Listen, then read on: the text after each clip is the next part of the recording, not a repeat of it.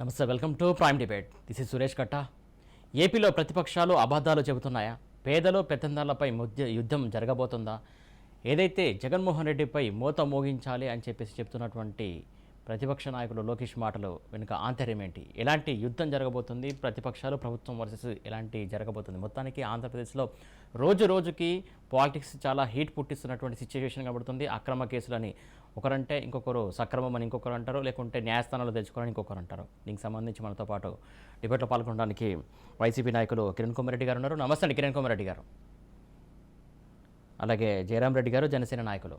జయరాం రెడ్డి గారు నమస్తే అండి. అలాగే దూండి రాకేష్ గారు, టీడీపీ నాయకులు. నమస్తే అండి రాకేష్ గారు. అలాగే ప్రముఖ విశ్లేషకులు కోటేశ్వరరావు గారు. కోటేశ్వరరావు గారు గుడ్ ఈవినింగ్ అండి. రైట్, ఫస్ట్ కిరణ్ కుమార్ రెడ్డి గారు, మీ అధినాయకుడు చేసినటువంటి ఏదైతే కురుక్షేత్రంలో యుద్ధం ఎవరి మీద మొదలు పెట్టబోతారో? ఈ రాష్ట్రంలో మా నాయకుడు చెప్పినట్టుగా పేదలకి పెత్తందారులకి మధ్య యుద్ధం. ఏదైతే బీసీ, ఎస్టీ, ఎస్సీ మైనార్టీలు జగన్మోహన్ రెడ్డి గారు ఈరోజు మాట్లాడుతూ నా బీసీ, నా ఎస్టీ, నా ఎస్టీ, నా మైనార్టీ సోదరులకని చాలా స్పష్టంగా చెప్పడం జరిగింది. కాబట్టి ఈ రాష్ట్రంలో గత ప్రభుత్వం మనకి ఈ యొక్క మేనిఫెస్టోకి ఇచ్చినటువంటి ఇంపార్టెన్స్ ఏంటి, ఈ ప్రభుత్వానికి గత ప్రభుత్వానికి ఉన్నటువంటి తేడా ఏంటి, ఇవన్నీ కూడా చాలా స్పష్టంగా అంకెలతో సహా వివరించడం జరిగింది. ఈరోజు సంక్షేమ పథకాలకు సంబంధించి లంచాలకి తావు లేకుండా డీబీటీ పద్ధతి ద్వారా దాదాపు 2.5 లక్షల కోట్ల రూపాయలు ఈ యొక్క వ్యయాన్ని మొత్తాన్ని కూడా లబ్ధిదారులకు అందజేయడంలో ఈ రాష్ట్ర ప్రభుత్వం సఫలీకృతమైంది. కరోనా నేపథ్యంలో కూడా ఆదాయ వనరులు లేక ఇబ్బంది పడుతున్నప్పటికీ కూడా పేదవాడి ఆకలి విలువ తెలిసినటువంటి ప్రభుత్వం ఎక్కడా కూడా సంక్షేమానికి బ్రేక్ వేయకుండా ఈరోజు 5వ విడత ఏదైతే ఆటో సోదరులకు డబ్బులు లబ్ధిదారులకు వేసేటటువంటి కార్యక్రమం ఈరోజు జగన్మోహన్ రెడ్డి గారు చాలా స్పష్టంగా ఎలక్షన్స్ కి సంబంధించి ఈరోజు తెలుగుదేశం పార్టీ వాళ్ళు మాట్లాడే మాటల గురించి కానీ, లేదా వాళ్ళకి సంబంధించినటువంటి వాళ్ళకి మేనిఫెస్టో మీద ఉండేటటువంటి గౌరవం కానీ, లేదంటే చెప్పిన మాట మీద నిలబడరు. మనం నిలబడ్డాం, చెప్పిన వాటికన్నా కూడా ఎక్కువగా చేశాం.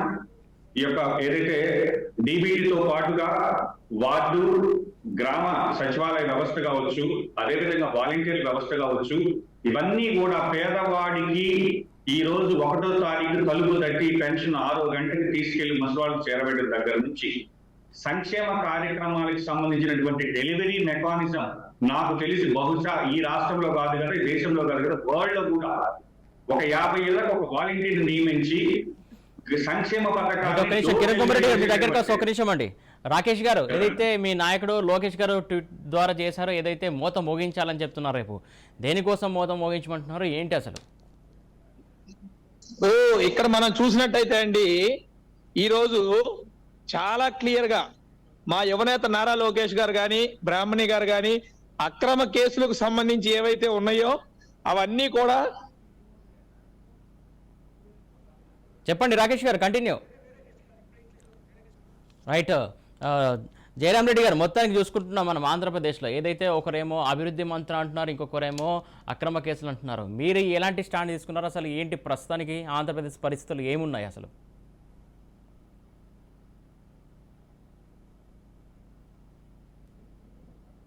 జయరాం రెడ్డి గారు అన్మ్యూట్ చేయండి, ఇది మాట వినబడట్లేదు, మ్యూట్లో ఉంది. ఇంకో మార్క్ క్వశ్చన్ చెప్పండి, మీరు ఏమడిగారు? ఆంధ్రప్రదేశ్లో ప్రస్తుతానికి సిచ్యువేషన్ చూస్తే అభివృద్ధి మంత్రాన్ని ప్రభుత్వం అంటుంది, ఏదైతే ప్రతిపక్షాలు అయితే అక్రమ కేసులు అంటుంది. ఇంకా అసలు మీరు ఎలాంటి స్టాండ్ తీసుకున్నారు? ప్రస్తుతానికి ఆంధ్రప్రదేశ్లో ఉన్నటువంటి సిచ్యువేషన్ ఏంటి? ఆల్రెడీ కొత్తగా స్టాండ్ తీసుకోవడం ఏంటి? పవన్ కళ్యాణ్ గారు ఆల్రెడీ టీడీపీతో పొత్తుపోతారని చెప్పారు, క్లియర్ గా అయిపోయింది. కొత్త స్టాండ్ తీసుకుంటేది ఏం లేదు. ఒకటి మాత్రం నిజం, ఒకవేళ నిజంగా చంద్రబాబు నాయుడు గారు తప్పు చేసింటే ఖచ్చితంగా దానిపైన ఎంక్వైరీ జరగాల్సిందే. కానీ ఆ ప్రాసెస్ లో క్రమంలో మన ఏదైతే ఉందో అక్రమంగా నిర్బంధించడం, ఎంతవరకు అది సంబంధించిన ప్రొసీజర్ ఫాలో కాకుండా అనేది మా జనసేన వర్షన్. రెండోది వచ్చేసి బ్రదర్ కృష్ణారెడ్డి గారు చెప్పినట్లుగా మా ఎస్సీలు, మా బీసీలు అంటున్నారు. ఏమన్నా 20 రూపాయల ఆస్తులు ఏమన్నా పంచుతున్నాడు జగన్మోహన్ రెడ్డి అందరికీ, వాళ్ళ ఎస్సీలకు వాళ్ళ బీసీలు అందరికీ ఏమన్నా? లేకపోతే ఈయన వచ్చిన తర్వాత కార్పొరేషన్ల పేరుతో మొత్తం వ్యవస్థను నిర్వీర్యం చేస్తూ ఎక్కడ కూడా ఏ కార్పొరేషన్ కు 1 రూపాయి కేటాయించకుండా మొత్తం ఎస్సీల్ని, ఎస్టీల్ని, బీసీల్ని వాళ్ళల్లో ఇప్పుడు సపోజ్ ఎస్సీలు తీసుకుంటే కాపు అదేది మాల కార్పొరేషన్ అని, లేకపోతే మాదిక్ కార్పొరేషన్ అని, బీసీలు తీసుకుంటే యాదవ, ఆది, ఇది అని కులాలను విభజించు పాలించే పాలనలో భాగంగా ఈ క్రమంలో జరిగింది. కానీ ఇప్పుడు జగన్మోహన్ రెడ్డి గారు అధికారంలోకి వచ్చినాక టోటల్ గా ఇప్పుడు మొత్తం ఈ ఇష్యూతో ఎందుకైతుందంటే ఈ 4.5 సంవత్సరంలో రాష్ట్రంలో ఎటువంటి అభివృద్ధి జరగలేదు. ఇది స్పష్టం. కేవలం సంక్షేమ పథకాలు కొంతమందికి ఇచ్చుకుంటూ ఇదే అభివృద్ధి అని చెప్తున్నారు తప్ప ఎక్కడన్నా రండి ఒక రోడ్ల కింద బట్టేసిన పాపాను పోలేదు, లేదు ఎంప్లాయీస్ కు 1వ తారీఖు వస్తే జీతాలు ఇచ్చే పాపాను పోలేదు. ఏ వర్గం కూడా, ఏ రంగం కూడా మొత్తం రంగాలన్నీ నిర్వీర్యమైపోయినాయి. ఒకవైపు ప్రభుత్వ పెద్దల దోపిడీ, ఇసుక కావచ్చు, మద్యం కావచ్చు, వీటన్నిటిని చూసుకున్నట్టయితే క్లియర్ గా రాష్ట్ర ప్రజలకు అర్థమైపోయింది. నాకు తెలిసి జగన్మోహన్ రెడ్డి గారు కూడా మొన్న 15 రోజుల కిందట లండన్ వెళ్ళారు పర్మిషన్ తీసుకొని, కోర్టు పర్మిషన్ తీసుకొని. వెళ్ళిన తర్వాత ఆయన అక్కడ దాదాపుగా ఒక 13,000 కోట్లు అక్కడ పెట్టుబడి పెట్టాడు. గల్ఫ్ సంథింగ్ అంటే గోల్ఫ్ కోర్సెస్ లో పెట్టారు. వాటన్నిటిని డైవర్ట్ చేసే కోసం ఇక్కడ చంద్రబాబు నాయుడు అరెస్ట్ చేయడం.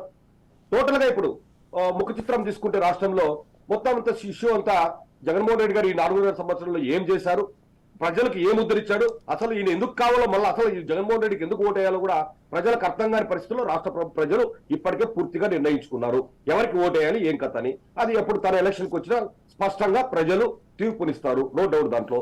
ఇక్కడ టోటల్ గా డైవర్ట్ చేస్తూ జగన్మోహన్ రెడ్డి గారు మీరు తీసుకోండి, ఎప్పుడు కూడా ఈయన అధికారంలోకి వచ్చినాక డైవర్ట్ లో పాలిటిక్స్ ఎక్కువ చేస్తుంటాడు. జయరాం రెడ్డి గారు ఒక నిమిషం, మీ దగ్గరకు ఒక నిమిషం అండి. కోటేశ్వరరావు గారు, ఇక్కడ మొత్తానికి ఆంధ్రప్రదేశ్లో జరుగుతుంది కులాల రాజకీయాలు, డైవర్స్ పాలిటిషియన్స్ అని చెప్పేసి అంటున్నటువంటి సిచ్యువేషన్ వాస్తవం అంటారా? కోటేశ్వరరావు గారు ఓకే ఓకే మిమ్మల్ని అండి. కుల రాజకీయం అనేటువంటిది ఆంధ్రప్రదేశ్ లో ఇవాళ కొత్తగా వచ్చింది కాదు. ఏ పార్టీకి అవసరమైతే ఆ పార్టీ నేతలు కులాలను ముందుకు తీసుకురావడం అనేటువంటిది గత కొన్ని దశాబ్దాలుగా సాగుతా ఉంది. అందువలన ఇవాళ కులం కంపు గురించి లేదా కుల రాజకీయాల గురించి ఎంత తక్కువగా మాట్లాడుకుంటే అంత మంచిది అనేటువంటిది మనం గ్రహించాలి. ఒకటి స్పష్టం, గత 4.5 సంవత్సరాలుగా జగన్మోహన్ రెడ్డి గారి పాలనని బేరీజు వేసుకున్నప్పుడు 3 రాజధానులు అన్నారు. ఓకే, ఎందుకు 3 రాజధానులు అంటే 3 ప్రాంతాలని అభివృద్ధి చేయడానికి అని చెప్పారు. ఆ 3 రాజధానులు ఏమైనాయో, ఎక్కడున్నాయో, ఏమవుతాయో కూడా తెలియదు. ఒకవేళ అవి రాజధానుల గురించి పక్కన పెట్టేట్లయితే అభివృద్ధి ఏమైందని చెప్పడానికి జగన్మోహన్ రెడ్డి గారి దగ్గర ఒక్క ముక్క కూడా లేదు. మీట నొక్కడం, సంవత్సరానికి 50,000 కోట్లు డైరెక్ట్ గా జనానికి మేము నిధులు ఇస్తున్నామని చెప్పడం తప్ప వారు చెప్పినటువంటి 3 ప్రాంతాల అభివృద్ధికి ఆనవాళ్లు కానీ లేకపోతే ఎక్కడ కూడా మనకేమీ కనపట్లేదు. అభివృద్ధి అంటే ప్రభుత్వం పెట్టుబడులు పెట్టి లేదా ప్రజలకు ఉపాధి కల్పించేటువంటి ఒక శాశ్వతమైనటువంటి వనరులని కల్పించడం అనేటువంటిది అభివృద్ధి. ఆ విధంగా చూసుకున్నప్పుడు ఆంధ్రప్రదేశ్ లో అభివృద్ధి అనేటువంటిది లేదు. రెండోది, ఇప్పుడు ఏదైతే చెప్తున్నారో నా పేదలు, నా బీసీలు, నా ఓసీలు, లేకపోతే నా అని ప్రతిదీ నా అని చెప్తున్నారో, వాళ్ళ యొక్క సంక్షేమానికి సంబంధించి లేదా వాళ్ళ విద్యా వైద్య రంగాలకు సంబంధించి వివిధ రాష్ట్రాల్లో కేటాయిస్తున్నటువంటి బడ్జెట్లతో పోలిస్తే ఆంధ్రప్రదేశ్ లో బడ్జెట్ శాతం తక్కువగా ఉంది. అది నేను చెప్పడం కాదు, పిఆర్ఎస్ లాంటి పార్లమెంటుకి అనుబంధంగా ఉండేటువంటి పరిశోధన సంస్థలు అవన్నీ కూడా లెక్కలన్నీ కూడా ఉన్నాయి. ఎవరైనా నేను చెప్పేదాంతో విభేదించేట్లయితే ఆ వెబ్సైట్ లోకి వెళ్ళి వాళ్ళు ఏం విశ్లేషణ చేస్తున్నారు, ఏ రాష్ట్రంలో రోడ్లకు ఎంత ఇచ్చారో లేకపోతే ఇంకోటి ఎంత ఇచ్చారు అనేటువంటి శాతాలతో సహా మనకు అందుబాటులో ఉన్నాయి, చూడొచ్చు. ఇప్పుడు వచ్చేసరికి వర్తమాన రాజకీయాలకు వచ్చేసరికి గత 4.5 సంవత్సరాలుగా మౌనంగా ఉండి ఇక్కడ ఒకటి స్పష్టం, అవినీతికి పాల్పడినటువంటి వాళ్ళు జగన్మోహన్ రెడ్డి గారైనా, చంద్రబాబు నాయుడు అయినా, లోకేష్ అయినా, మరొకళ్ళైనా ఎవరిని వదలాల్సినటువంటి అవసరం లేదు. డెఫినెట్ గా వాళ్ళ మీద కేసులు పెట్టొచ్చు, వాళ్ళ మీద తగినటువంటి ఆధారాలను రుజువు చేసి వాళ్ళకి శిక్షలు కూడా వేయించవచ్చు. దాన్ని ఎవరూ తప్పుపట్టేట్లా. కానీ ఇక్కడికి వచ్చేసరికి జగన్మోహన్ రెడ్డి గారిని అరెస్ట్ చేసినప్పుడు సిబిఐ కానీ ఈడీ గాని ఇప్పుడు చంద్రబాబు నాయుడు గారి పట్ల అనుసరించిన మాదిరి ఎలాంటి నోటీసులు లేకుండా లేదా ఎలాంటి విచారణ జరపకుండా అర్ధరాత్రి ఆయన ఇంటికి వెళ్లి అరెస్ట్ చేసినటువంటి ఉదంతం లేదు కదా. నోటీసులు ఇచ్చారు, సంతృప్తికరమైనటువంటి సమాధానాలు చెప్పకపోతే ప్రాథమికమైనటువంటి ఆధారాలు చూపించి ఆయన్ని అరెస్ట్ చేశారు. ఆ కారణంగానే దాదాపు 16 నెలల పాటు ఆయనకి బెయిల్ కూడా రాలేదనేటువంటిది మనందరికీ తెలుసు. కానీ అదే ప్రొసీజర్ మేము అంటున్నామంటే అదే ప్రొసీజర్ అదే పద్ధతి చంద్రబాబు నాయుడు పట్ల ఎందుకు పాటించలేదు అనేది ప్రశ్న. ఆయన అవినీతికి పాల్పడ్డారా లేదా అనేటువంటిది ఇప్పుడు చర్చ కాదు. కోటేశ్వర గారు, ఒక నిమిషం మీ దగ్గరకు వస్తా. కిరణ్ కుమార్ రెడ్డి గారు చెప్పండి. సార్. ఏదైతే జగన్మోహన్ రెడ్డి గారు అరెస్ట్ టైంలో చేసినటువంటి పద్ధతి ఇప్పుడు ఎందుకు పాటించలేదు, అలాగే ఇప్పుడు ప్రభుత్వం చేస్తుంది అభివృద్ధి మాత్రం ఎక్కడ కనబడట్లేదు, 3 రాజధానుల ప్రస్తావన కూడా కనబడట్లేదు అని చెప్పేసి కోటేశ్వరరావు గారు డైరెక్ట్ అడుగుతున్నటువంటి పరిస్థితి. కోటేశ్వరరావు గారు అడిగేటువంటి విషయం 3 క్యాపిటల్ సంబంధించి సుప్రీంకోర్టులో కేసు నడుస్తుంది, ఇంకా జడ్జిమెంట్ రాలేదు. జడ్జిమెంట్ వస్తే ఖచ్చితంగా కూడా 3 రాష్ట్రానికి ఈ రాష్ట్ర ప్రభుత్వం కట్టుబడి ఉంది జగన్మోహన్ రెడ్డి గారు స్పష్టంగా చెప్తున్నారు. రెండోది వచ్చేసి జగన్మోహన్ రెడ్డి గారికి ఉండేటటువంటి కేసులు, చంద్రబాబు గారి కేసులు వేరు. దానికి దీనికి పొందలేదు. దాని ఇన్వెస్టిగేషన్ ఏజెన్సీ వేరు, దీని యొక్క ఇన్వెస్టిగేషన్ ఏజెన్సీ వేరు, దాని సెక్షన్స్ వేరు, దీని సెక్షన్స్ వేరు.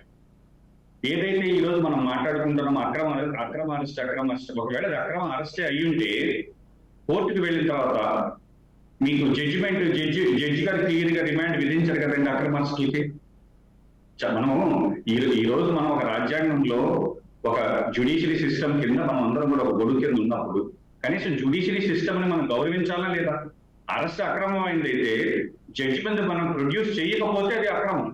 వితిన్ ద టైం ఫ్రేమ్ లో జడ్జిమెంట్ ప్రొడ్యూస్ చేసిన తర్వాత జడ్జి గారు రిమాండ్ విధించిన తర్వాత దాని గురించి మనం మాట్లాడాల్సిన అవసరం లేదు. వాళ్ళు ఆల్రెడీ లోయర్ కోర్టులో అయింది, హైకోర్టులో అయింది, దాని సుప్రీం కోర్టులో తలుపుతున్నారు.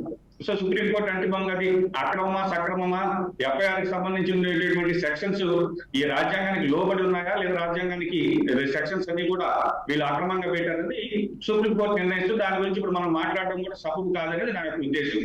ఈరోజు జగన్మోహన్ రెడ్డి గారు ఏదైతే మాట్లాడారో గత ప్రభుత్వంలో పాలకుల యొక్క తీరు, ఈ ప్రభుత్వంలో పాలకుల యొక్క తీరు. కాబట్టి ప్రజలే దేవుడు, ప్రజలు నిర్ణయిస్తారు. ఇది కూడా అంతిమంగా ప్రజా కోర్టులో రేపు పొద్దున కమింగ్ ఎలక్షన్స్ లో వాళ్ళకి డెవలప్మెంట్ కి సంబంధించి డెవలప్మెంట్ ఎక్కడ మీకు ఎందుకు కనబడట్లేదని అడుగుతున్నా. ఈరోజు విలేజ్ కి వెళ్తే కనీసం విలేజ్ క్లినిక్ అండి 24/7 విత్ క్వార్టర్స్ తో కలిపి ఒక విలేజ్ క్లినిక్ కట్టి అక్కడ ఒక ఏఎన్ఎం నర్సును పెట్టి 24/7 ఆరోగ్యాలకు సంబంధించి కావచ్చు, లేదా ప్రతి సర్వీసు కూడా పల్లెల్లో ముంగిటికి వచ్చి ఆర్బీకేలు కావచ్చు, లేదా సచివాలయ వ్యవస్థ కావచ్చు, నాడు నేడు కావచ్చు, ఇవన్నీ అభివృద్ధి. కిరణ్ కుమార్ రెడ్డి గారు జయరాం రెడ్డి గారు కూడా ఒక ప్రశ్న అడిగారు. ఏదైతే కులాలకు సంబంధించి నా ఏసీ ఏదైతే చెప్పుకుంటూ వచ్చారో ప్రసంగంలో, దాని గురించి కూడా అంతలా చెప్పాల్సిన అవసరం ఏమి వచ్చిందని చెప్పేసి ఆయన కూడా నేరుగా అడుగుతున్నారు. సార్ అంతలా మేము ఓన్ చేసుకున్నామండి. We have a statistics. ఇన్ని లక్షల కోట్లు మేము అక్కచెల్లెమ్మలకి సంబంధించి మా బీసీలు, మైనారిటీ, ఎస్సీ గతంలో పట్టించుకునే దాఖలాలు లేవు. గతంలో ఏదైనా ఎందుకంటే ఒకటి గుర్తు పెట్టుకోండి సార్, మీరు సార్ చెప్పారు నాకు చాలా మంచి పదం చెప్పారు. అప్పటికి ఇప్పటికి వెల్ఫేర్ బడ్జెట్ లో పెద్ద డిఫరెన్స్ ఏం లేదు. ఇది చాలా మంచి పాయింట్. అప్పటికి ఇప్పటికి వెల్ఫేర్ లో డిఫరెన్స్ లేకపోవచ్చు, కానీ అప్పట్లో తెలుగుదేశం ప్రభుత్వంలో ఏదైనా ఒక ఎస్సీ కార్పొరేషన్ సంబంధించి ఒక ఫండ్ మీరు అలాకేట్ చేస్తే మీ కార్యకర్తలకు ఇన్నోవాలు ఇచ్చారండి. ఈ రోజు అది జరగట్లేదు, కార్యకర్తలకు ఇవ్వట్లేదు, ప్రతి బెనిఫిషరీకి చేరుతుంది. మీకు అర్థమవుతున్న గత ప్రభుత్వంకి ఈ ప్రభుత్వం తేడా. గత ప్రభుత్వంలో మీరు కార్పొరేషన్ ఎస్సీ కార్పొరేషన్ సంబంధించి మీరు ఆ ఫండ్స్ అలాకేట్ చేసుకుంటే ఆ డబ్బులతో మీరు ఇన్నోవాలు కొనుక్కుని తిరిగారండి నాయకులు. ఈ రోజు అది జరగట్లా. రాకేష్ గారు ప్రతి కుటుంబానికి ట్రాన్స్ఫర్ చేస్తారు. ఏదైతే కిరణ్ కుమార్ రెడ్డి గారు చెప్తున్నది వాస్తవమే అంటారా? మీ పార్టీ నాయకులు కార్యకర్తలు ఇన్నోవాలు కొనుక్కొని తిరిగారా? మేము ఎప్పుడో ఒకటే చెప్తున్నామండి. కిరణ్ రెడ్డి గారు కానీ వైసీపీ నాయకులకు కానీ ఒకటే ట్రైనింగ్ ఇచ్చారు. బాధటం చెప్పిన స్టోరీయే మళ్ళీ చెప్పటం. నిజంగా ఇన్నోవా కార్లు ఎవరికి ఇచ్చారు, ప్రొక్లైన్లు ఎవరికి ఇచ్చారు, ఎవరు బాగున్నారు అనేది ఆ లబ్ధిదారుల లిస్టు ఎస్సీ కార్పొరేషన్ ప్రభుత్వం దగ్గర ఉంటది. ప్రభుత్వం దగ్గర తీసి రేపే బయట పెట్టమనండి. దమ్ము ధైర్యం ఉంటే దాని గురించి మాట్లాడేది ఉంటే చెప్పండి. అందరికీ తెలిసిన విషయం సార్. మీరు ఎన్ని ఇచ్చారు, ఎంతమందికి ఇచ్చారు, ఎవరికి ఇచ్చారు? మళ్ళీ లిస్ట్ బయట పెట్టమన్నా. నేను అదే చెప్తున్నాను. లిస్ట్ మీకే కదా ఇచ్చారు. 4.5 సంవత్సరాల నుంచి మనం అబద్ధాలు చెప్పడం. లిస్ట్ అబద్ధాలు చెప్పాల్సింది సార్. ఒకటి గుర్తుపెట్టుకోండి. మన కోటేశ్వర సార్ చెప్పినట్టు గతంలో వెల్ఫేర్ బడ్జెట్ ఇదేస్తుంది, ఇప్పుడు ఇదేస్తుంది. మరి గతంలో నిరూపణ పోలవరాన్ని ఏటీఎం లాగా వాడుతూనే ఉన్నారు. కేంద్ర ప్రభుత్వం ఇందులో ఏమీ లేదని చెప్పింది. ఇప్పుడు మళ్ళీ తీసుకొచ్చి ఇదే స్టోరీని కిరణ్ రెడ్డి గారు మీకు నేను ప్రభుత్వంలో ఉన్నారు, ఈ రోజు ప్రతిపక్షంలో లేరు, ప్రభుత్వంలో ఉన్నారు. ఈ రోజు ఎదుటి వారి మీద నిందేసేటప్పుడు ఒక 4 ఏళ్లు మనకి వెళ్ళి చూపిస్తాయని చెప్పాలి. మీ దగ్గర ఎస్సీ కార్పొరేషన్ ద్వారా దమ్ము ధైర్యం నికారస్ అయిన రెడ్డి గారే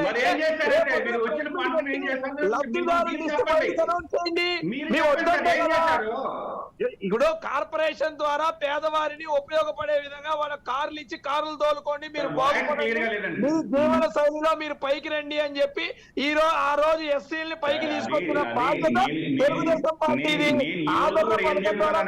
అండగా ఉంటుంది. రెడ్డి గారు వినే ఓటుకుండాలి. మేము చెప్పేది మీరు వింటే కదా సమాధానం చెప్పగలిగేది. ఇప్పుడు ఆదరణ పథకం ద్వారా బీసీలకి న్యాయం చేకూర్చాం. ఎస్టీ కార్పొరేషన్ ద్వారా అనేక రకాల వాహనాలు గాని అనేక రకాల రుణాలు గాని ఇచ్చాం. ఇవాళకైనా సరే మీకు చిత్తశుద్ధి ఉంటే ఈ 4.5 సంవత్సరాల్లో ఎస్సీ కార్పొరేషన్ ద్వారా ఎంత నిధులు ఇచ్చారు, బీసీ కార్పొరేషన్ ద్వారా ఎంత నిధులు ఇచ్చారు, ఇంకో కార్పొరేషన్ ద్వారా ఎంత ఇచ్చారు? 136 కార్పొరేషన్లు ఇచ్చామని చెప్పుకునే మీకు జగన్మోహన్ రెడ్డి గారు ఈ 136 కార్పొరేషన్ల ద్వారా ఎంత అప్పు తెచ్చారు, ఎంత లబ్ధిదారులకు చేకూర్చారో చెప్పగలరా? కార్పొరేషన్ ద్వారా రెడ్డి గారు కార్పొరేషన్ ద్వారా లబ్ధి చేకూర్చడం అంటే మీ వాళ్ళు మిమ్మల్ని మోసం చేస్తున్నారు. పెన్షన్లు ఇవ్వటం, ఆదరణ కాకుండా ఇంకోటి ఏదో పథకాల్లో 35,000 వేయటం, లేదా అమ్మఒడి ఇచ్చి కార్పొరేషన్ డబ్బులతో వేసేవంటం కాదు. కార్పొరేషన్ జీవనాధారం పెరగటానికి మనుషులు వ్యాపారం ఇచ్చా, ఉద్యోగం ఇచ్చా నేను చెప్పేది వినండి. మీరు చెప్పింది అనుకో నేను చెప్తాను. సో మీరు చెప్పినా నేను చెప్పినా అంతిమంగా బెనిఫిషరీకి ఫైనాన్షియల్ ఇంక్లూజన్ అంటే ఆర్థిక స్వావలంబన. మీరు ఆగండి సార్. నేను చెప్పాను మీకు వినాలి కదా. 2 నిమిషాలు ఆగండి. వింటాం. మీరు తప్పు చెప్తున్నారు రెడ్డి గారు. వింటే కదా తప్పు తెలుస్తుంది. అదే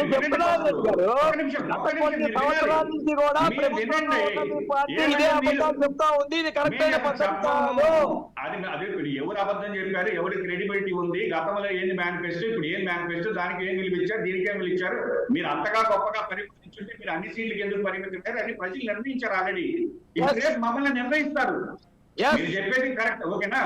సో మీకు ఆల్రెడీ మీరు బాగా చేశారు, మీకు వాళ్ళు ప్రజలు ఒక నిర్ణయం తీసుకున్నారు, మిమ్మల్ని ప్రతిపక్షంలో పెట్టారు. రేపు పొద్దున ఎలక్షన్స్ కి వెళ్తున్నాం. సో మీకు మాకు తేడాకు సంబంధించి క్లియర్ గా నేను చెప్పేది ఏంటంటే ఒక 2 నిమిషాలు మీరు వినండి. ఎన్ని కార్పొరేషన్లు పెట్టామా, ఏం పథకాల పేర్లు పెట్టామా అనేది కాదు ముఖ్యం. కిరణ్ కుమార్ రెడ్డి గారు ఒక మాట. కిరణ్ కుమార్ రెడ్డి గారు, ఏదైతే పొద్దున ఎలక్షన్స్ కి వెళ్తాం అంటున్నారంటే ముందస్తు ఎలక్షన్స్ కి ఏమైనా ప్లాన్ చేస్తున్నారా మీరు? వినబడట్లేదు సార్. మీరు అంటే రేపు పొద్దున ఎలక్షన్స్ కి వెళ్తున్నాం అంటున్నారు కదా, ముందస్తుకి ఏమైనా ప్లాన్ చేస్తున్నారా మీరు? లేదు, దాని మీనింగ్ కమింగ్ ఎలక్షన్స్ అండి. మీరు మళ్ళీ అంత అపార్థాలు చేసుకోవద్దు. సో ఫైనల్ ఏంటంటే సార్, ఏది కూడా ఫైనాన్షియల్ ఇంక్లూజన్ అనేది ఆర్థిక స్వావలంబన. ప్రతి మహిళ కూడా శక్తివంతమై 10 రూపాయలు మనం ఇస్తే ఆ 10 రూపాయలు వాళ్ళు కొంత చేర్చుకుని డెవలప్ అవుతారనే ఉద్దేశంతో మీరు కొంతమందికి చేశారు. పెంచాం. ఈ కథలని చూసాం కానీ ఒక ప్రొసీజర్ ఉంటది. ఎట్లా కార్పొరేషన్ డబ్బులు తీసుకున్నా, ఎట్లా పంచాలా, ఏం కథ అనేది ఒక ప్రొసీజర్ ఉంటదండి. ఈ కథలన్నీ మేము వ్యవస్థలని వినండి. ఈ కథలు చెప్పట్లేదండి, మేము చేసిందే చెప్పుకుంటున్నాం. మీ కథలు వినేవాళ్ళు ఎవరు లేరు. చేకూర్చేది మాకు ఓటే నడిచేటటువంటి ధైర్యమైన నాయకులు ఈ రోజు ధైర్యం నడుపుతున్నాం. మేము చేసాం. కార్పొరేషన్ అంటే ఏంటి, లబ్ధిదారుకు ఏ విధంగా పింఛనివ్వాలి, ఇవన్నీ ఒక ప్రొసీజర్స్ ఉంటాయండి. కాగుంది దీనిపైన చాలా పార్లమెంట్ ప్రొసీజర్ ఉంది. కిరణ్ కుమార్ రెడ్డి గారు మీరు ఏదైతే మీరు చెప్తున్నటువంటి సంవత్సరానికి 50 లక్షల కోట్లు ఏదైతే చెప్తున్నారు కదా, దాని గురించి కూడా చెప్పినట్టుగా జగన్మోహన్ రెడ్డి చేతులు లేదు.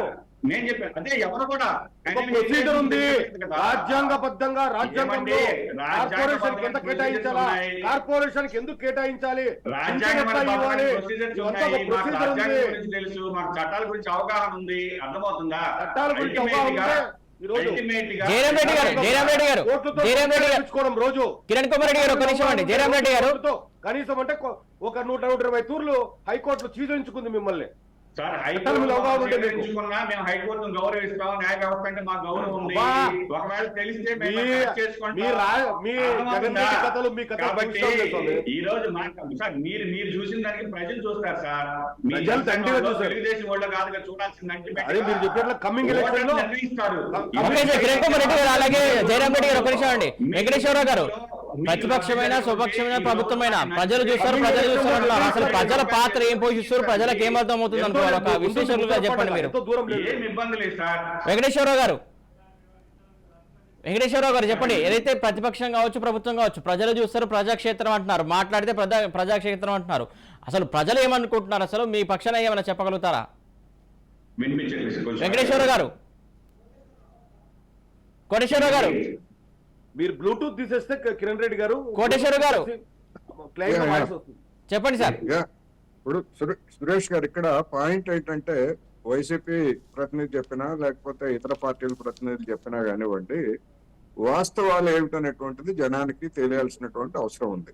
ఎందుకంటే పరస్పరం వాదులాడుకున్నంత మాత్రాన, ఆరోపణలు చేసుకున్నంత మాత్రాన దేన్ని కూడా జనం అర్థం చేసుకోలేరు. ఇప్పుడు మొన్న ముగిసినటువంటి అసెంబ్లీ సమావేశాల్లో చంద్రబాబు నాయుడు లేదా లోకేష్ లేదా ఇతర తెలుగుదేశం గతంలో చేసినటువంటి అవినీతి అక్రమాల గురించి పవర్ పాయింట్ ప్రజెంటేషన్ అసెంబ్లీలో చేశారని చెప్పేసి మనం వార్తలు విన్నాం. నేనేమంటున్నానంటే, ఎస్, మీరు పవర్ పాయింట్ ప్రజెంటేషన్ చేయొచ్చు లేదా వివరించవచ్చు, దాన్ని నేనేమి డిస్ప్యూట్ చేయట్లేదు, అట్లా చేయడం కూడా తప్పని నేను ఇంట్లో. గత 4.5 సంవత్సరాల్లో మీరు ఏర్పాటు చేసినటువంటి కార్పొరేషన్ల ద్వారా దానికి కేటాయించినటువంటి నిధులని, ఆ కేటాయించినటువంటి నిధుల్ని ఎన్నిటిని డైవర్ట్ చేశారు, లేదా ఎన్ని కార్పొరేషన్స్ లో ఆ కార్పొరేషన్ లో ఉద్దేశాలకి ఎంత ఖర్చు పెట్టారు, లబ్ధిదారులు ఎందరు అనేటువంటిది పబ్లిక్ డొమైన్ లో పెట్టండి.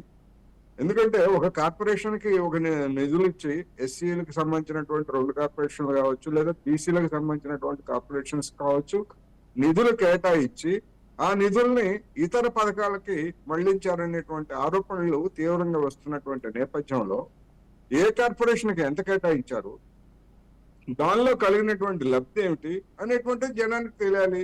అదేవిధంగా మీరు ఆరోపించారు తెలుగుదేశం హయాంలో ఇన్నోవా కార్లు ఇచ్చారని.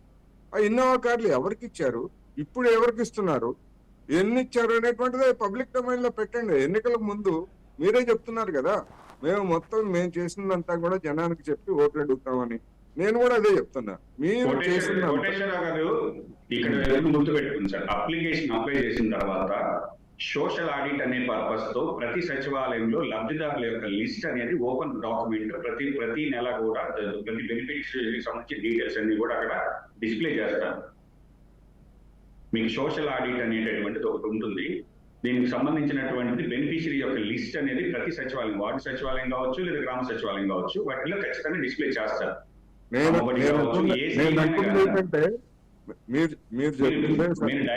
ఫండ్స్ గురించి మాట్లాడుతున్నారు. 4.5 సంవత్సరం కథలే చెప్పారు, అయితే ఇంతవరకు లిస్ట్ లేదనమాట. ఎక్కడ లేదు లిస్ట్. మీకు మీ సచివాలయంకి వెళ్ళి అడగండి సార్. సచివాలయం వ్యవస్థ ఒక ప్రతి సచివాలయానికి ప్రతి వాళ్ళు వెళ్ళి అడగలేరండి. ఇప్పుడు మీరున్నారు, సచివాలయానికి వెళ్ళి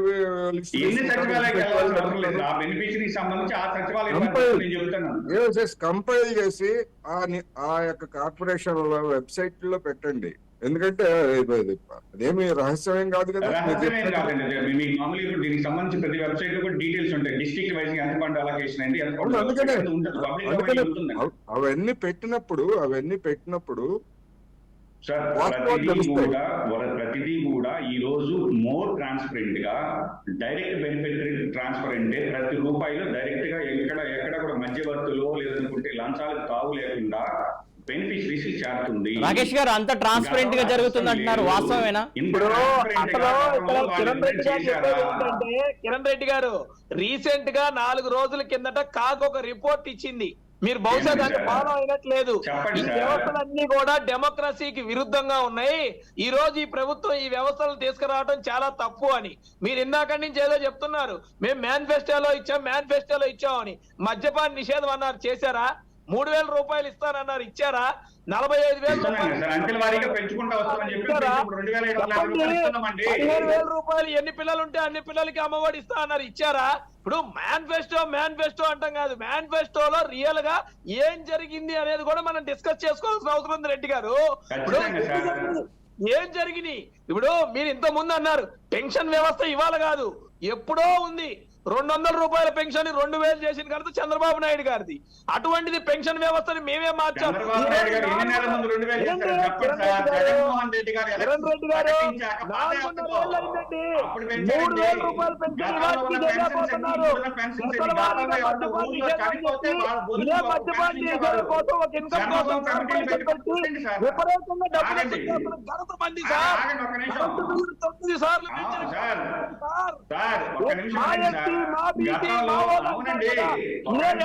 ఇదే మహిళల్ని ఇదే బీసీల్ని నడి రోడ్డు మీద గుండు కొట్టి చంపిన చరిత్ర మంది సార్.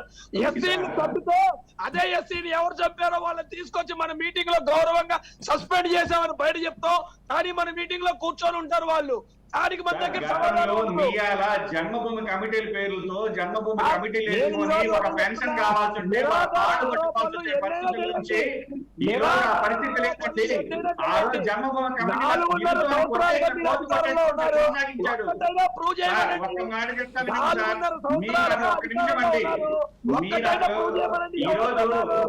తెలుగుదేశం పార్టీ జన్మభూమి తప్పంటే మరి ఈ రోజు ఎంతమందిని అరెస్ట్ చేశారు, ఎంతమంది మీద కేసులు పెట్టారు, జన్మభూమి కమిటీల మీద ఎంతమంది మీద యాక్షన్ తీసుకున్నారు చెప్పండి.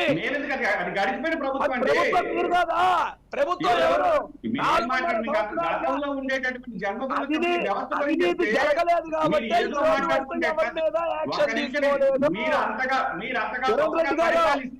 జన్మభూమి కమిటీలో మీరు చెప్పిన అవినీతి కాదు, అవినీతి జరిగిందని నిజంగా నిరూపిస్తే యాక్షన్ తీసుకోండి. ఎవరు వద్దన్నారు? మీ వద్దన్నావా? 4.5 సంవత్సరాల నుంచి ఏం కాలయాపన చేస్తున్నారు యాక్షన్ తీసుకోకుండా? ఆల్రెడీ తీసుకున్నాను సార్, మీ నాయకుడు లోపల ఉన్నారు సార్. నాయకుడు లోపల లేడు, నాయకుడిని అక్రమ అరెస్ట్ చేసి లోపల పెట్టారు సార్. మీరు చెప్పండి, జ్యుడిషియల్ రిమాండ్ అక్రమ అరెస్ట్ కిందకి రాదండి సార్. 42,000 కోట్లు అటాచ్ చేసిన ఘనత సార్ మంది మీ ప్రభుత్వం.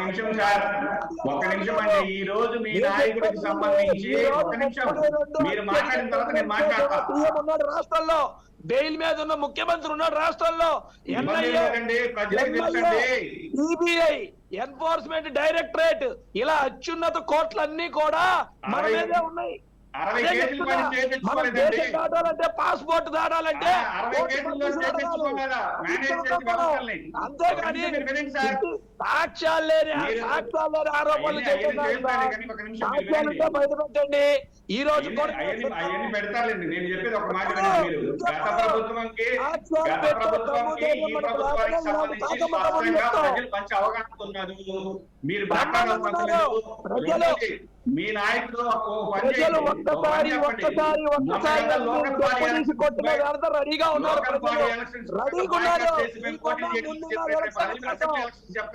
మీకన్నా ముందున్నారు ఎలక్షన్లు ఎప్పుడు వస్తాయా అని ప్రజలు. ఒక నిమిషం జయరాం రెడ్డి గారు, కిరణ్ కుమార్ రెడ్డి గారు, ఒక నిమిషం అండి, ఒక్క నిమిషం అండి. జయరాం రెడ్డి గారు, కిరణ్ కుమార్ రెడ్డి గారు, ఒక నిమిషం అండి, ఒక నిమిషం అండి. జయరాం రెడ్డి గారు, రాకేష్ గారు, ఒక నిమిషం అండి. రాకేష్ గారు, కిరణ్ కుమార్ రెడ్డి గారు, ఒక నిమిషం అండి. రాకేష్ గారు, ఒక నిమిషం అండి. రాకేష్ గారు, కిరణ్ కుమార్ రెడ్డి గారు, ఒక నిమిషం అండి. 108 నియోజకవర్గాలు ఒక్క నిమిషం అండి. కిరణ్ కుమార్ రెడ్డి గారు, రాకేష్ గారు, ఒక నిమిషం ఆగాలి. రాకేష్ గారు, ఒక నిమిషం ఆగాలండి. రాకేష్ గారు, ఒక నిమిషం ఆగండి. రాకేష్ గారు, ఒక నిమిషం ఆగాలి. తెలుసు. ఈ రోజు జయరాం రెడ్డి గారు, ఏదైతే గత ప్రభుత్వం ప్రభుత్వం ఏం చేసిందో ప్రజలకు తెలుసు అంటున్నారు. అసలు ఏ ప్రభుత్వం ఏం చేసిందంటే ఒకసారి చెప్పండి. వద్దురా బాబు అని దండం పెడుతున్నారు రెడ్డి గారు. జయరాం రెడ్డి గారు, తెలుసుకోండి రెడ్డి గారు. జయరాం రెడ్డి గారు, తెలుసుకోండి సార్. రాకేష్ గారు ఒక నిమిషం ఆగండి. రాకేష్ గారు నా మాట వినబడుతుందండి. రాకేష్ గారు ఆగండి. కూర్చోబెట్టుకొని మన మంత్రులు చేశారు సార్. మన ప్రజాస్వామ్యం గురించి మనం కూడా మాట్లాడాలా? 23 ఆ రోజు 23 ఎమ్మెల్యేలు వైసీపీ పార్టీని వద్దరుకొని మా దగ్గరకు వచ్చారు. మేము అధికారంలో ఉంటాం. వినండి, రాకేష్ గారు ఒక నిమిషం ఆగండి. రాకేష్ గారు, తెలుగుదేశం పార్టీ ఈ రోజు వాస్తవంగా మీ నాయకుడిని కనీసం అరెస్ట్ చేస్తే ఈ రోజు కనీసం స్పందించే నాయకుడు లేని పరిస్థితి వచ్చింది మీ పార్టీ. ఎందుకు వచ్చింది? ఈ రోజు కనీసం నామినేషన్ మేము ఎలక్షన్ చేస్తామంటే వద్దులు బహిష్కరించినటువంటి సంస్కృతి మీద ఎక్కడ ఉన్న రాజకీయాల్లో పోరాటం దొంగోట్లు వేస్తుంటే బహిష్కరిస్తాం. రాజ్యాంగాన్ని కాపాడాలి కాబట్టి బహిష్కరిస్తాం. రాజ్యాంగం గురించి తెలుగుదేశం పార్టీ మాట్లాడటం తిరుపతిలో దొంగోట్లని కుప్పలుగా దింపింది ఎవరు? తిరుపతిలో రావడానికి కారణం తెలుసా? మీ నాయకుడు చేసిన ఘనకార్యం తెలుసా మనకి? ఏది పార్టీ కూడా ప్రజాస్వామ్యం గురించి మాట్లాడడం. మరి ఎవరు చెప్పారు? ప్రజాస్వామ్యాన్ని కాపాడిందే తెలుగుదేశం పార్టీ. ప్రజలకు అండగా నిలబడదే తెలుగుదేశం పార్టీ. సార్ ప్రజలకు అన్ని తెలుసు. మీరు ఇందాక ప్రజలన్నీ కూడా అన్ని గమనిస్తూనే ఉంటారు. తెలుగుదేశం పార్టీలోకి వచ్చారు. వైసీపీ ప్రభుత్వం హయాంలో ఉన్న వైసీపీలో ఉన్న ఎమ్మెల్యే 4, అలాగే ఎంపీ ఓర్ బాబు మాకు వద్దురా బాబు వైసీపీ అని ఏది అధికార పార్టీని వదిలి సైతం తెలుగుదేశం పార్టీకి వెళ్ళి వస్తున్నారు. అంటే ఈ రోజు మన ఘనకార్యం ఎలా ఉందో మనకు తెలుసు. వాళ్ళే కాదు, తల్లి చెల్లి కూడా ఓర్ దేవుడో నాకు వద్దురా బాబు అని వైసీపీ పార్టీని వదిలి వెళ్ళిపోయారు. ఎంత అదృష్టం సార్. తల్లి చెల్లి కూడా వదిలిపోయారు సార్. వాళ్ళు వద్దంటున్నారు. వాళ్ళు గుర్తుపెట్టుకోండి సార్. పాపం రెడ్డి గారు, జాలేస్తుంది రెడ్డి గారు, మీరు కవర్ చేసుకోవడానికి అల్లాడుతున్నారు రెడ్డి గారు, గాలి పడుతున్నారు రెడ్డి గారు. ఎందుకు సార్ మనకింత కష్టం? ఎందుకు సార్ మనకింత కష్టం? ప్రజలకు అండగా ఉంటే ఇంత కష్టం వచ్చేది కాదు కదా రెడ్డి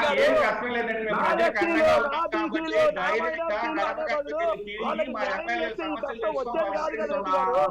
డెలివరీ మెకానిజం కి సంబంధించిన వ్యవస్థలన్నీ బ్రహ్మాండంగా పనిచేస్తున్నాయి. మీరంతా మీరే కలలు కనద్దు. జగన్మోహన్ రెడ్డి గారికి స్పష్టత ఉంది. జగన్మోహన్ రెడ్డి ధైర్యంగా మీ కుటుంబంలో మంచి జరిగితేనే నాకు ఓటేమని అడిగేటటువంటి నాయకుడు. మీరు ఇట్లాంటివన్నీ కాలక్షేపం కోసం మాట్లాడుకోసం తప్ప ఉపయోగం ఏమి ఉండదు. సాక్ష్యాలు చెప్తున్నా. కిరణ్ కుమార్ రెడ్డి గారు ఒక మాట. కిరణ్ కుమార్ రెడ్డి గారు ఒక మాట. రాకేష్ గారు ఒక మాట. రాకేష్ గారు ఒక మాట ప్లీజ్. జయరాం రెడ్డి గారు, ఏదైతే గత ప్రభుత్వం అలాగే ఈ ప్రభుత్వం చేసినటువంటి వ్యత్యాసాలు ప్రజలకు తెలిసినట్టున్నారు. ఏం చేశారు ఏంటనేది, ఏం చేశారనుకుంటారు అసలు ఏ ప్రభుత్వాలు?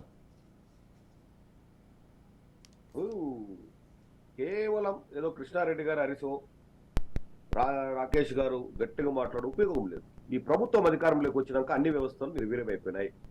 ఎవరికి కూడా శాశ్వత ఉపాధిగా, అంటే ఇప్పుడు కృష్ణారెడ్డి గారు చెప్పేది ఏమంటే బెనిఫిషరీ అంటున్నారు. సంక్షేమ పథకాల ద్వారా కొంతమందికి కొద్దిగా డబ్బులు వచ్చిన మాట వాస్తవం. అది కూడా 15,000 16,000 ఇచ్చి ఆ బెనిఫిషరీ ఎవరైతే ఉన్నారో ఆ బెనిఫిషరీస్ ఇళ్లలో ఈరోజు నిత్యావసర సరుకులు ఉన్నాయి. వాళ్ళ ఇంట్లో మద్యం తాగే వాళ్ళు కొన్ని ఇళ్లలో ఉన్నారు. ఇసుక పరిస్థితి ఏంటి వాళ్ళ ఇళ్లలో, ఇంకా అనేకమైన ఈరోజు బస్ ఛార్జీలు కావచ్చు, కరెంటు బిల్లులు, లాస్ట్కు చెత్త పన్ను కూడా వదిలిపెట్టలేదు. ఇటువంటి అంటే పరిస్థితుల్లో దారుణంగా ప్రభుత్వం ఒక 15,000 ఆ కుటుంబానికి, లేకపోతే అందరికి కలిపి ఆ కుటుంబానికి సంవత్సరానికి ఒక 40,000 30,000 ఇస్తూ దోపిడీ. ఈరోజు ఆటోలకు డబ్బు వేశాడు, 10,000 రూపాయలు ఎంత వేస్తున్నారు ఆయన. దాని ట్యాక్స్లు ఏంటి, అసలు వాళ్ళకి ఫైన్ ఏంటి? యాక్చువల్గా ఇంకోటి అంటే దౌర్భాగ్యమైన పరిస్థితి ఏంటంటే ప్రతి డిస్ట్రిక్ట్కి ట్రాఫిక్ కంట్రోల్ మానిటరింగ్ సిస్టమ్ అని పెట్టారు. ప్రతి జిల్లాలో రోజు 3 కోట్ల రూపాయలు కలెక్ట్ చేయాలి. ఏంటి వెహికల్స్ పైన. ఎంత దౌర్భాగ్యమైన పరిస్థితి అంటే చెత్త పన్ను లాంటి పన్నులు వసూలు చేస్తూ ప్రజల నుంచి ట్రాఫిక్ మానిటరింగ్ అంటే ఈ ఆటోలు వీళ్ళందరితో డిఎస్పీ స్థాయి వ్యక్తిని పెట్టి డిస్ట్రిక్ట్ అంతా అన్ని స్టేషన్లకి ఇన్స్ట్రక్షన్స్ ఇచ్చి రోజు 3 కోట్ల రూపాయలు కలెక్ట్ చేయాలని చెప్పి ఒక నిబంధన పెట్టారు. అంటే ఇట్లాంటివి జగన్మోహన్ రెడ్డి బెనిఫిషరీ స్కీమ్స్ అన్ని ఏవైతే ఇస్తున్నారో ప్రజల్ని ప్రత్యక్షంగా డబ్బు 100 రూపాయలు ఇవ్వడం, 1000 రూపాయలు లాగడం. కరెంటు బిల్లుల పరిస్థితి ఏంటి? గతంలో ఈయన బాదురే బాదురు కిరణ్ రెడ్డి గారు మీరు ఊరికి చెప్పేస్తండి. గతంలో తెలుగుదేశం ప్రభుత్వంలో ట్రాన్స్పోర్ట్ సంబంధించి డిస్కమ్స్ కి సంబంధించిన బకాయిలు ఈ రోజు కనీసం కూలిపోయే పరిస్థితి, అంటే వ్యవస్థ ఫెయిల్ పరిస్థితి వచ్చినప్పుడు వాటిని అడ్జస్ట్ చేస్తుంది తప్ప మీరు అడగండి. కిరణ్ రెడ్డి అయిపోయిందా? కిరణ్ రెడ్డి అయిపోయిందా? నీది అయిపోయిందా? నీది అయిపోయిందా? అయిపోయిందా కిరణ్ రెడ్డి గారి మీద? చెప్పండి. ఇప్పుడు ఫస్ట్ కొద్దిగా నేను కూడా నేర్చుకోవాలి. మీ జగన్ రెడ్డి అంటే మీకు సహనం లేకపోతే ఎట్లా? బాబు మీ అందరికీ ట్రీట్మెంట్ చేయించాలి పవన్ కళ్యాణ్ గారు చెప్పినట్లుగా. ఎందుకు చేస్తుంది ప్రభుత్వం ఆరోగ్యశ్రీలను చూపిద్దాం. జగన్మోహన్ రెడ్డి గారు ఆ నెల తర్వాత ఆరోగ్యశ్రీలోనే మంచి ట్రీట్మెంట్ చేపిద్దాం. ఇంకా కొంతమంది ఉన్నారు విచ్చలవిడిగా సభ్యత సంస్కారం లేకుండా పార్లమెంట్ అనేది ఒక విచక్షణ లేకుండా మాట్లాడుతున్నారే, వీళ్ళందరికీ ట్రీట్మెంట్ జరగాల్సిందే. చేద్దాం, ఖచ్చితంగా చేద్దాం. అది పక్కన పెడితే ఈ బెనిఫిషరీస్ ఎవరైతే ఉన్నారో ఇప్పుడు కిరణ్ రెడ్డి గారు చెప్పే విధంగా వాళ్ళ నుంచి ప్రత్యక్షంగా 10,000, 5,000 ఆ కుటుంబాలకు ఇచ్చి పరోక్షంగా లాక్కుంటున్నారు. ఎప్పుడు కూడా మీరు ఏవైతే ఎన్నికల ముందు చెప్పారో హామీలు, ప్రాజెక్టులు, నీటికి సంబంధించిన తాగునీటి కానీ వ్యవసాయ ప్రాజెక్టులు ఎంతవరకు కంప్లీట్ చేశారు? పోలవరం దగ్గర నుంచి ఉండండి కిరణ్ రెడ్డి గారు, మీరు మాట్లాడద్దండి. పోలవరం దగ్గర నుంచి కింద చిన్న చిన్న ప్రాజెక్ట్స్ వరకు ఎన్ని కంప్లీట్ చేశారు? ఎన్ని పరిశ్రమలు తెచ్చారు? ఎంతమందికి ఉద్యోగాలు ఇచ్చారు? వీటి పరిస్థితి ఏంటి? అభివృద్ధి పూర్తిగా కోటేశ్వరరావు గారు చెప్పినట్లుగా పూర్తిగా ఈ 4.5 సంవత్సరంలో పూర్తిగా కుంటు పడిపోయింది. ఏ రంగం కూడా తృప్తిగా లేవు. వీటన్నిటిని మీరు డైవర్ట్ చేసే కోసమో ఇట్లాంటివన్నీ పిచ్చి పిచ్చి వేషాలు వేసుకుంటా చంద్రబాబు గారిని నిర్బంధించు ఇంకోటో మీరు చెప్తున్నారే. అక్రమ అరెస్టు, కోర్టులు, మీరైతే చిలక పలుకులు ఇట్లాంటి వాళ్ళు చెప్తారు ఈ వైఎస్ఆర్సీపీ నాయకులు. మనం చూస్తున్నాం ఫస్ట్ నుంచి. కోర్టులు వీళ్ళకి మాత్రమే ఉంటాయా? అంటే కోర్టుల గురించి వీళ్ళకి మాత్రమే చెప్తాయా? అవినాష్ రెడ్డి విషయంలో సిబిఐ అయిన ఒక సమస్య వస్తే ఎందుకు కర్నూలులో అంత రాద్ధాంతం చేస్తారు? అంటే మీకైతే ఒక సిస్టము, సిఐడికి ఇక్కడ రాష్ట్ర పోలీసుకు ఒక సిస్టమ్ ఉంటుందా? ఏంటిదంతా? ఎక్కడ పోతాను మీ అరేంజ్కరం? మీరు ఏదైతే అధికారంలోకి వచ్చింది ఈ ప్రభుత్వం ఆ రోజు నుంచి దౌర్జన్యాలు, దాష్టికాలు స్పష్టంగా ఎక్కడ చూసినా సెంటు భూమితుల లాగా లాగేసుకుంటున్నారు. ఎవరు దొరికింది వాళ్ళు దోచేసుకుంటున్నారు. ఎక్కడ చూసిన విధ్వంసాలు. ఇంకా వాలంటీర్ వ్యవస్థ గురించి చెప్తే ఎన్ని ఈ రోజు వాలంటీర్లు చేస్తున్న ఆగాయిత్యాలు, ఘోరాలు, నేరాలు చూస్తే గంజాయి అమ్ముతున్నారు, అమ్మాయిల్ని, ఒంటరి మహిళల్ని అకౌంట్ లో డబ్బులు కాజేస్తున్నారు. పవన్ కళ్యాణ్ గారు మాట్లాడి పని చేయండి అవగాహన సురేష్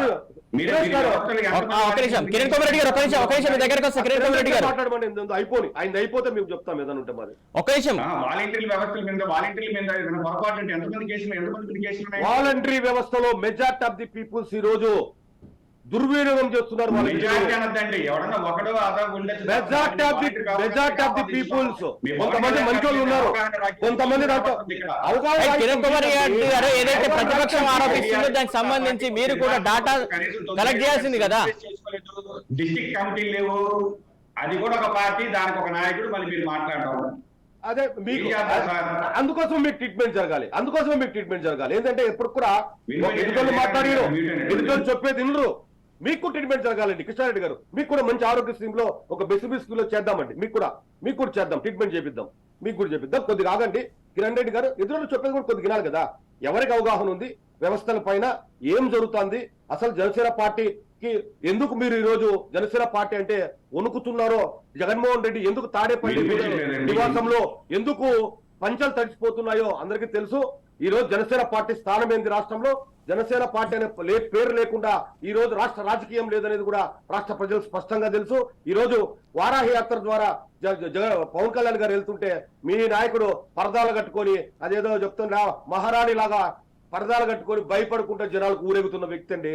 జగన్మోహన్ రెడ్డి గురించి ఏం మాట్లాడతామండి మనము? ఈ రోజు ప్రజల్లోకి రాలేడు. 5 కిలోమీటర్లు 10 కిలోమీటర్లు హెలిప్యాడ్ లో పోతున్నాడు. ఏం రమ్మనండి, పాదయాత్ర చేసి బుద్ధులు పెట్టలేదా? మూతులు లాకలేదా జనాలకు? ఆ రోజు వచ్చి ఈ రోజు ఎందుకు రాలేకపోతున్నాడు? ఎందుకు దాంటున్నాడు? ప్రజలు అడుగుతారని.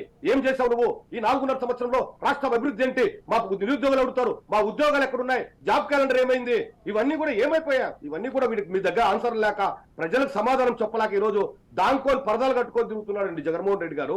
వీళ్ళందరూ ఏమంటారంటే వీళ్ళని సైకోలంతా దగ్గరికి ఈ రోజు రాష్ట్రాన్ని సర్వనాశనం చేసి ఒక 20 ఏళ్లకు వెనక పంపించేస్తారు. ఎన్ని పరిశ్రమలు వచ్చాయి? కియా లాంటి పరిశ్రమలు బెదిరిస్తే అనుబంధ సంస్థలు పక్క రాష్ట్రాలకు వెళ్ళిపోతున్నాయి. జాకీ లాంటి సంస్థను బెదిరిస్తే పక్క రాష్ట్రానికి వెళ్ళిపోయింది. అమర్ రాజా పక్కకి వెళ్ళిపోయింది. ఒక పరిశ్రమ లేదు, ఉద్యోగాలు లేవు, ఉపాధి లేదు. ఈ రోజు సర్వనాశనం అయిపోయింది రాష్ట్రము. కేవలం అభివృద్ధి చెందింది ఎవరంటే జగన్మోహన్ రెడ్డి అండ్ కో. ఈ మొత్తం గుళ్ళులో దోచుకుంటున్నారు కదండి. లాస్ట్ కర్రలు అమ్ముకొని రోజు 30,000 40,000 కర్రలు అమ్ముకొని ఈ రోజు తిరుపతిలో డబ్బులు వసూలు చేస్తున్నారు. జయరాం రెడ్డి గారు ఒక్క నిమిషం మీ దగ్గరకు వస్తా. అవగాహన గురించి వ్యవస్థ ఉండేది. జయరాం రెడ్డి గారు మాట్లాడేది జయరాం రెడ్డి గారు, మీరు కోటేశ్వరరావు గారు, ఏదైతే ఆంధ్రప్రదేశ్ అభివృద్ధి 20 ఏళ్ళ వెనక్కి వెళ్ళిందని చెప్పేసి జయరాం రెడ్డి గారు ఆరోపిస్తున్నారు, వాస్తవం అంటారా? డెఫినెట్ గా ఇప్పుడు అభివృద్ధికి అంటే మరి ఏ ప్రాతిపదికన పెట్టుబడులు వచ్చాయా, పరిశ్రమలు వచ్చాయా, ఉపాధి పెరిగిందా, ఎంత పెరిగింది? నేనేమంటున్నానంటే గతంతోనే పోల్చండి, చంద్రబాబు నాయుడు పాలనతోనే పోల్చి ఇదిగో ఇన్ని పరిశ్రమలు కొత్తగా వచ్చాయి, ఇంత పెట్టుబడులు కొత్తగా వచ్చాయి, ఇంతమందికి ఉపాధి కల్పించామనేటువంటిది చెప్పాలి కదా అధికారంలో ఉన్నటువంటి వాళ్ళు.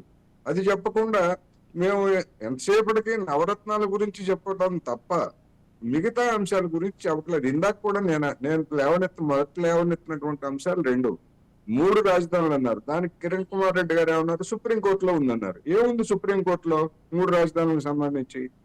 ఒకవేళ సుప్రీంకోర్టులోనే ఉంది అనుకుంటే, ఏది వైసీపీ వాళ్ళు కనుక అనుకున్నట్లయితే, మరి జగన్మోహన్ రెడ్డి గారు దసరా తర్వాత నేను వైజాగ్ వెళ్తానని చెప్పేసి వార్తలు ఎందుకని విడుదల చేస్తున్నారు, ఎందుకు చెప్తున్నారు? సుప్రీంకోర్టులో ఉంటే మరి అది సుప్రీంకోర్టుకు విరుద్ధం కదా అనేటువంటిది. అది కిరణ్ కుమార్ రెడ్డి గారు, స్టేట్ క్వశ్చన్ మీకండి. కిరణ్ కుమార్ రెడ్డి గారు, ఏదైతే దానికి సమాధానం లేదు. రెండోది అభివృద్ధి గురించి లేదా అభివృద్ధి మండళ్ల గురించి ఒక కమిటీ ఒక సిఫార్సు చేసింది. ఏమైంది ఆ అభివృద్ధి మండలి? ఇప్పుడు అభివృద్ధి మండలి అంటే గుర్తొచ్చింది. ఇప్పుడు కాగ్ చెప్పింది కూడా, కాగ్ ఏం చెప్పింది? వాలంటీర్ల వ్యవస్థ అనేటువంటిది స్థానిక సంస్థలని పక్కన పెట్టేసింది, ఒక ప్రత్యామ్నాయ వ్యవస్థగా వచ్చింది. ఇది స్థానిక సంస్థలకు ఇచ్చేటువంటి అధికారాల స్ఫూర్తిని దెబ్బతీసింది అనేటువంటిది కాగు విమర్శ చేసింది. అదేవిధంగా ఆ విమర్శలోనే చెప్పినటువంటి అంశాలు ఏమిటి? అభివృద్ధి మండళ్లు, జిల్లా ప్లానింగ్ కమిటీలు లేదా జిల్లా ప్లానింగ్ మండళ్లు లేవు అని చెప్తుంది. ఎందుకని జిల్లా ప్లానింగ్ మండళ్లు? ఎందుకని ఆ జిల్లాలో అభివృద్ధి కార్యక్రమాలు ఏవైనా సరే, రోడ్ల లేకపోతే ఇంకోట అనేటువంటి ఆ అభివృద్ధి మండళ్లు చర్చించాలి. అటువంటి అభివృద్ధి మండళ్లు లేవు. మరి ఇంకా మేము ఆ రాష్ట్రాన్ని అభివృద్ధి చేస్తామంటే ఒక నెట్వర్క్ గాని ఒక వ్యవస్థ గాని లేకుండా మేము అభివృద్ధి చేస్తామంటే ఎట్లా నమ్ముతారు? గాలిలో ఏమన్నా వస్తుందా? రాదు కదా. పరిమళతో అనే ఆయనకి రాజ్యసభ సీట్ ఇచ్చారు. ఎందుకు ఇచ్చారు అని అప్పుడు అడిగితే రిలయన్స్ కంపెనీ నుంచి పెద్ద ఎత్తున పెట్టుబడులు వస్తాయని చెప్పారు. ఎన్ని వచ్చాయి చెప్పాలి కదా, దానికి రుజువులు చూపించాలి కదా. అందువల్ల ఇవన్నీ కూడా ఏంటంటే ఒక మైండ్ గేమ్. ఇవాళ అధికార పార్టీ వైపు నుంచి ఒక మైండ్ గేమ్ నడుస్తా ఉంది ఎన్నికల కోసం. అందుకని జనం డెఫినెట్ గా వీటన్నింటినీ బేరీజు వేసుకుంటారు. 2019 ఎన్నికలకు ముందు జగన్మోహన్ రెడ్డి గారిని చూసిన మాదిరి అదే సానుభూతి లేకపోతే అదే విధమైనటువంటి వైఖరితోటి చూడరు. ఈ నవరత్నాలు ఏ మేరకు లబ్ధి చేకూర్చాయో, ఆ నవరత్నాల పేరుతోటి ఇచ్చినటువంటి సొమ్ముకి ఎన్ని రెట్లు విద్యుత్ బిల్లులు కావచ్చు లేకపోతే ఇంకోటి అని చెప్తున్నారు. గతంలో జరిగినటువంటి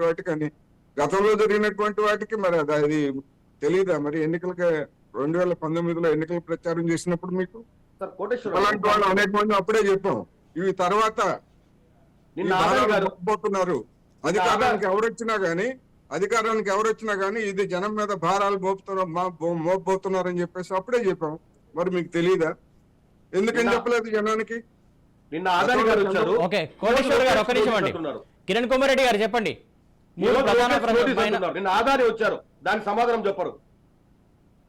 నిన్న ఆదాని గారు ఎందుకు వచ్చారు రాష్ట్రానికి? ఓకే రైట్, ఒక నిమిషం. కిరణ్ కుమార్ రెడ్డి గారు, కోటేశ్వరరావు గారు ప్రధానంగా 3 ప్రశ్నలు మీకు సంధించారు, దానికి సంబంధం చెప్తారా? ఏంటండి సార్ అది? వినలేదండి ఇప్పటిదాకా. చెప్పండి. ఓకే, ఏదైతే 3 రాజధానుల అంశంకి సంబంధించి కోర్టులో ఉందంటున్నారు. కోర్టులో ఉంటే మరి ఇప్పుడు దసరాకి వైజాగ్ వెళ్తాము, అక్కడ నుంచి పరిపాలన కొనసాగిస్తామంటున్నారు. అంటే కోర్టు ధిక్కరణకు రాదా, కోర్టుకు వ్యతిరేకంగా వెళ్తున్నారని డైరెక్ట్ క్వశ్చన్ ఇస్తున్నారు. స్టేట్మెంట్ ఎవరు ఇచ్చారండి? ప్రెస్ లో వచ్చిందని చెప్పారు కానీ ఎవరు స్టేట్మెంట్ ఇచ్చారని చెప్పలేదు సార్, మీరు గమనించలేదు. ఏదండి? ఖండించలేదుగా మీరు? ముఖ్యమంత్రి ఏమన్నా ఖండించారా? వైసీపీ ఏమన్నా ఖండించిందా? సార్ ప్రతిదాన్ని ఖండించుకుంటా వెళ్ళరండి. మరి అంటే తమాషా చూసుకుంటారనమాట. మీ మంత్రులే చెప్పారు కదా, మంత్రి బొత్స సత్యనారాయణ చెప్పాడు కదా. ఓకే, మంత్రి బొత్స సత్యనారాయణ గారు అసెంబ్లీలో డిస్కస్ చేశారు సార్, అసెంబ్లీలో చెప్పారు మంత్రి గారు, అసెంబ్లీలో చెప్పారు అమర్నాథ్ గారు, అసెంబ్లీలో అమర్నాథ్ గారు చెప్పారు 23 నుంచి పాలన. డెవలప్మెంట్ గురించి మీరు మాట్లాడుతున్నారు. ఈ రోజు డెవలప్మెంట్ కి సంబంధించి కోర్స్ కావచ్చు. ఓకే సార్, కిరణ్ కుమార్ రెడ్డి గారు మీరు దాటా వేయద్దు, దీని గురించి ఫస్ట్ క్లారిటీ ఇవ్వండి. కోటేశ్వరరావు గారు అడిగారు, అలాగే జయరాం రెడ్డి గారు అడిగారు, దాని గురించి క్లారిటీ ఇవ్వండి. కోర్టుకు సంబంధించి సచివాలయం మార్పు గురించి దానికి సంబంధించి క్లారిటీ ఇచ్చిన తర్వాత వేరే దాంట్లోకి వెళ్దాం. కిరణ్ కుమార్ రెడ్డి గారు, నా మాట వినపడుతుంది మీకు? కిరణ్ కుమార్ రెడ్డి గారు దీనికి సమాధానం చెప్పండి ఫస్ట్. కిరణ్ కుమార్ రెడ్డి గారు, ఏదైనా కూడా దాని ఫలితం రావడానికి కొంత సమయం తీసుకుంటది. జయరాం రెడ్డి గారు దానికి దాట వేసే ప్రయత్నం చేస్తున్నారు అనిపిస్తుందా మీకు కిరణ్ కుమార్ రెడ్డి గారు? తర్వాత గవర్నమెంట్ మనకి పరిపాలన స్టార్ట్ అయింది కాబట్టి ఇండస్ట్రియల్ డెవలప్మెంట్ కి సంబంధించవచ్చు, మౌలిక వసతులు అయినటువంటి infrastructure like road connectivity, port connectivity, ఇవన్నీ ఎంత వేగంగా జరుగుతున్నాయో మీరు దాని గురించి మీరు మాట్లాడకపోతే దాన్ని ఎవరైనా చేయలేము. కోటేశ్వరరావు గారు రోడ్డు కనెక్టివిటీకి సంబంధించి జాతీయ రహదారులు రాష్ట్రానికి నిధులన్నీ ఏమైనాయి? ఇప్పుడు జాతీయ రహదారులకు సంబంధించి రాష్ట్రానికి సంబంధం లేదు. రోడ్డు కనెక్టివిటీకి సంబంధించి రాష్ట్ర రహదారులకి గత 4 సంవత్సరాలు స్టేట్ హైవేస్ కూడా ఉన్నాయి కదా. అసలు కేంద్రం కోటేశ్వరరావు గారు ఇందాక మీరు బొత్స సత్యనారాయణ గురించి మాట్లాడారు కానీ ఆయన దాట వేశారు, దానికి సమాధానం చెప్పట్లేదు. ఏదైతే సచివాలయం తరలింపుకు సంబంధించి 3 రాజధానులకు సంబంధించి కోర్టుకు సంబంధించి ఇష్యూస్ సంబంధించి అదే కేంద్రము గ్రామ పంచాయతీలకు రోడ్లకు నిధులు కేటాయించింది, అవన్నీ ఏమైనాయి? ఎందుకు గ్రామాల్లో రోడ్లకు వేయలేదు? గంపడి మట్టి కూడా వేయట్లేదు ఏ గ్రామంలో కూడా. ఎందుకు అంత అభిమానంగా గ్రామాల్లో రోడ్లు ఉన్నాయి? జాతీయ రహదారులు చూపించి మీ రహదారులు అంటే ఎట్లా? జాతీయ బ్రిడ్జులు కట్టే మీరు బ్రిడ్జులు అంటే ఎట్లా? గతంలో మీరు గ్రామాల్లో రోడ్లు వేసేవాళ్ళు ఇప్పుడు కూడా వేస్తున్నారు. మీకు మరి మీ ఏరియాలో ఎందుకు వేయలేదో తెలియదు, మాకైతే తెలియదు. కానీ మా కాన్స్టిట్యున్సీ దాదాపు 280 కోట్లు ఖర్చు పెట్టి పొద్దునకి సార్ మేము వస్తాం సార్ పొద్దునకి మీ కాన్స్టిట్యున్సీకి. కిరణ్ కుమార్ రెడ్డి గారు, అంటే మీ ఏరియా మా ఏరియా అంటే అంత డివైడ్ చేసి పాలిస్తారా? కాన్స్టిట్యున్సీ మీరు రండి, ఏ గ్రామానికైనా వెళ్దాం. కాదు కిరణ్ కుమార్ రెడ్డి గారు ఒక మాట, కిరణ్ కుమార్ రెడ్డి గారు ఒక మాట, మీ ఏరియా మా ఏరియా అని చెప్పేసి విడదీసి పాలిస్తారా రాష్ట్రాన్ని? గ్రామీణ సడక్ యోజన పేరుతోటి కేంద్రం నుంచి వస్తున్నటువంటి నిధుల్ని లింక్ రోడ్లకు తప్ప మరొక దానికి ఉపయోగించడానికి లేదు, దాన్ని డైవర్ట్ చేయడానికి లేదు. అందుకని ఆ నిధులతో వేసినటువంటి రావట్లేదండి. గ్రామీణ సడక్ యోజన సర్పంచులు కుయ్యోమర్రు అని చెప్పి కేంద్రానికి లెటర్ రాస్తే వాళ్ళు వచ్చి వ్యవస్థ వాళ్ళు వచ్చి ఇప్పుడు సర్వే చేస్తున్నారండి. మొత్తం నిధులని డైవర్ట్ అయ్యని చెప్తున్నారు. కేంద్రానికి సర్పంచులంతా మీ పార్టీలో గెలిచిన సర్పంచులు, అయ్యా మా పరిస్థితి దారుణంగా ఉంది, లైట్ వేసుకోలేని పరిస్థితి పల్లెల్లో, కనీసం మాకు శానిటరీ వ్యవస్థకు చూసాం. సర్పంచులు లాస్ట్ కు పారిశుద్ధ్య కార్మికులుగా మారిపోయారండి. వాళ్ళకి కేటాయించలేదంటే ఈ రోజు ఆ వ్యవస్థకు సంబంధించిన వచ్చి ఈ రోజు ఎంక్వైరీ చేస్తున్నారు రాష్ట్రంలో. ఎంత మీరు మాత్రం రోజు దేశంలోనే ఆదర్శం, మన రాష్ట్రం ప్రతి దాంట్లో ఎందుకు ఆదర్శమో ఎందుకో తెలియదు, కేవలం మీరు గొప్పలు చెప్పుకుంటేకి పబ్లిసిటీ చేసుకుంటే తప్ప అసలు ఈ దేశ చరిత్రలో ఇంత ఫెయిల్యూర్ ముఖ్యమంత్రి గతంలో మీరు మీ సహచరుడు తెలుగుదేశం సోదరుడు ఉన్నాడు లేదు లైన్ లో, గతంలో కనీసం స్కూల్స్ కి సంబంధించి స్కూల్ మెయింటెనెన్స్ ఫండ్ 10,000 వేసినటువంటి అకౌంట్ నుంచి కూడా వెనక్కి తీసుకున్నారు. గతంలో వాళ్ళు చేయలేదని మీకు ఓట్లు వేసినారు సార్. ఇచ్చారు ఈ రోజు పంచాయతీలకు సంబంధించి పంచాయతీలు ఏం అభివృద్ధి చెందినాయి? ప్రభుత్వం 4.5 సంవత్సరం అధికారంలో ఉంది, మీరేం చేశారు చెప్పండి? గతంలో వాళ్ళు చేయలేదనే వాళ్ళకి సీట్లు ఇవ్వలేదు, ప్రజలు మీకు గెలిపించారు, 150 సీట్లు ఇచ్చారు. మీరేం చేశారు చెప్పండి? రాకేష్ గారు చెప్పండి. ప్రజలకి జగన్మోహన్ రెడ్డి గారు మాట్లాడారు, దానికి సంబంధించిన డిబేట్. కిరణ్ రెడ్డి దానికి గారు సంబంధించి నేను చెప్పేది ఏంటంటే కిరణ్ జగన్మోహన్ రెడ్డి రెడ్డి గారు గారు స్పష్టంగా ఈ రోజు మీటింగ్ లో కిరణ్ రెడ్డి మెడికల్ గారు వారీగా, సంక్షేమ పథకాల వారీగా, క్యాస్ట్ వారీగా ఎవరికి ఎంత కిరణ్ రెడ్డి ఇచ్చాము, గారు ఎన్ని లక్షల కోట్లు సంక్షేమ డైబీటీ ద్వారా ట్రాన్స్ఫర్ చేశాము, కిరణ్ రెడ్డి గారు ఫైనాన్షియల్ ఇంక్లూడ్ ఆర్థిక స్వావలంబన అనేది ఏ విధంగా జరిగింది, పేదరిక నిర్మూలన ఒకప్పటికి ఇప్పటికీ పల్లెల్లో పరిస్థితి ఏంటి. కాబట్టి ఇవన్నీ కూడా ప్రభుత్వం అన్ని బేరీజ్ వేసుకొని ఓటడుగుతుంది. మీ కుటుంబంలో లబ్ధి జరిగింటే మాకు ఓటేయమని మా జగన్మోహన్ రెడ్డి గారు ఈరోజు స్పష్టంగా మీటింగ్ లో చెప్పడం జరిగింది. దానికి సంబంధించి మీ దగ్గర ఏదైనా బాధలు ఉంటే ఒక నిమిషం కిరణ్ కుమార్ రెడ్డి గారు, కిరణ్ కుమార్ రెడ్డి గారు ఒక నిమిషం వాడిని. చెప్పండి. కిరణ్ రెడ్డి గారు వాదన చేయాలంటే మీకన్నా ఎక్కువ కూడా అందరూ చేయగలరు ఇక్కడ. కానీ ఎదుటివారు చెప్పేది ఇప్పుడు మీరు మాట్లాడినప్పుడు ఎవరైతే ఇంటర్ఫియర్ కాలేదో అలాగే ఎదుటివారు అడిగే ప్రశ్న కూడా ఇంటే చాలా బాగుంటది. గత ప్రభుత్వం గురించి మీరు మాట్లాడారు. మేము ఈ రోజు కూడా నికారస్ గా వీఆర్ రెడీ. 25,141 కిలోమీటర్లు సిసి రోడ్లు వేసిన ఘనత చంద్రబాబు నాయుడు గారిది. కాల్వలు కట్టిన ఘనత చంద్రబాబు నాయుడు గారిది. ఎల్ఈడి లైట్లు వేసిన ఘనత చంద్రబాబు నాయుడు గారిది. వాటర్ ట్యాంకుల శుభ్రత కోసం నిధులు కేటాయించి గ్రామాల్లో వాటర్ ట్యాంకుల కోసం ఒక పథకం తీసుకొచ్చి రోగాలు రాకుండా వాటిని పథకాల ద్వారా క్లియర్ చేసిన ఘనత చంద్రబాబు నాయుడు గారిది. చివరికి ఈ రోజు ఏదైతే మీరు ఎగతాళి చేస్తున్నారో దోవలపై దండయాత్ర అనే ఒక పథకాన్ని తీసుకొచ్చి దోవల్ని నివారించే బాధ్యత పథకం తీసుకొచ్చిన బాధ్యత చంద్రబాబు నాయుడు గారిది. ఇందాకే మా వాళ్ళు చెప్పారు, గతంలో సబ్ జైల్లో ఏ విధంగా అయితే ఒక ఖైదీ చనిపోయాడో దోవలతో, ఇవాళ ఒక కార్యకర్త, మీ వైసీపీ కార్యకర్త కూడా జ్వరం ద్వారా దోమకాటు ద్వారా చనిపోయాడు. అయినా సరే మీరు దాన్ని పట్టించుకోలేని పరిస్థితిలో ఉన్నారు. దేశంలోనే కాదు రాష్ట్రంలో విపరీతంగా జ్వరాలు విజృంభిస్తున్నాయి దోమల ద్వారా. అయినా సరే మీ ప్రభుత్వం పట్టించుకోకుండా ఎగతాళి చేసే విధంగా మాట్లాడటమే తప్ప ఈ రోజు కాదు. తెలుగుదేశం పార్టీకి సంక్షేమం అభివృద్ధి రెండు చక్రాలు లాంటి. మేము సంక్షేమం ఎంత చేశామో అభివృద్ధి అంతే చేశాం. ఈ రోజు మీరు అంటున్నారు మీకే ఎక్కడికి రమ్మంటారో మీరు చెప్పండి, మీ ఇష్టం. మీరు ఎక్కడికి రమ్మంటే అక్కడికి వస్తాం. పోర్టు మీ ఊరు, మీరు సర్వేపల్లి అన్నారు కదా, పోర్టు నుంచి నేను చెప్తున్నా ఇదే టీవీ డిబేట్ ద్వారా, పోర్టు నుంచి సర్వేపల్లి ఊరు వచ్చే మార్గం ఏదైతే ఉందో, మొన్న పాదయాత్ర చేస్తూ లోకేష్ గారు వచ్చాం, అడ్డదిడ్డంగా ఏ విధంగా రోడ్లు ఉన్నాయో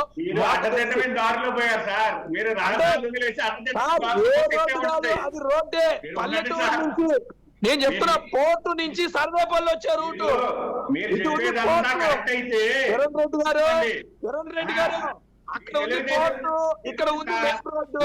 పోర్టు నుంచి సర్వేపల్లి వచ్చే ఆ రోడ్డు మీరు చూపించి, మీరు ఏదో హైవే చూపించి మేము చేసామంటే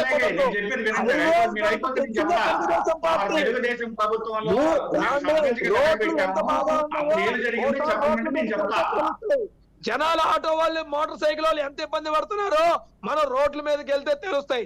అంతేగాని మనం ఏదో డిబేట్ లో పాల్గొన్నాం కదా ఇన్ఫర్మేషన్ మాట్లాడకూడదు సార్. నేను ఒకటే చెప్తున్నా, రోడ్లు నేను చెప్తున్నా, పోర్టు ఒక పక్క, పోర్టు ఒక పక్క సర్వేపల్లి ఊరు, ఈ రెండు ఎంత కీలకమండి. పోర్టు నుంచి సర్వేపల్లి వచ్చే రోడ్డు కావాలంటే మీడియా సమక్షంలో నేను వచ్చి చూపిస్తా, మీరు వచ్చి చూస్తానంటే చెప్పండి, నేను సిద్ధం. ఆ రోడ్డు ఎలా ఉందో మేము చూపిస్తాం, ఎన్ని గుంటలు ఉన్నాయో మేము చూపిస్తాం. అంతేగాని మీరు వేరే మాట్లాడితే కాదు. అనేది సర్వేపల్లి నుంచి నెల్లూరు వచ్చే హైవేనా, నెల్లూరు నుంచి బెంగళూరు వెళ్ళే హైవేనా, విజయవాడ వచ్చే హైవేనా, ఈ కాదు, ఇది మన ఘనత కాదు, ఇది మనం ఏదైనా ఉండాలి కదా. ఇందాక నుంచి మీరు మొదలు పెడతారు తప్పుడు ఆరోపణలు.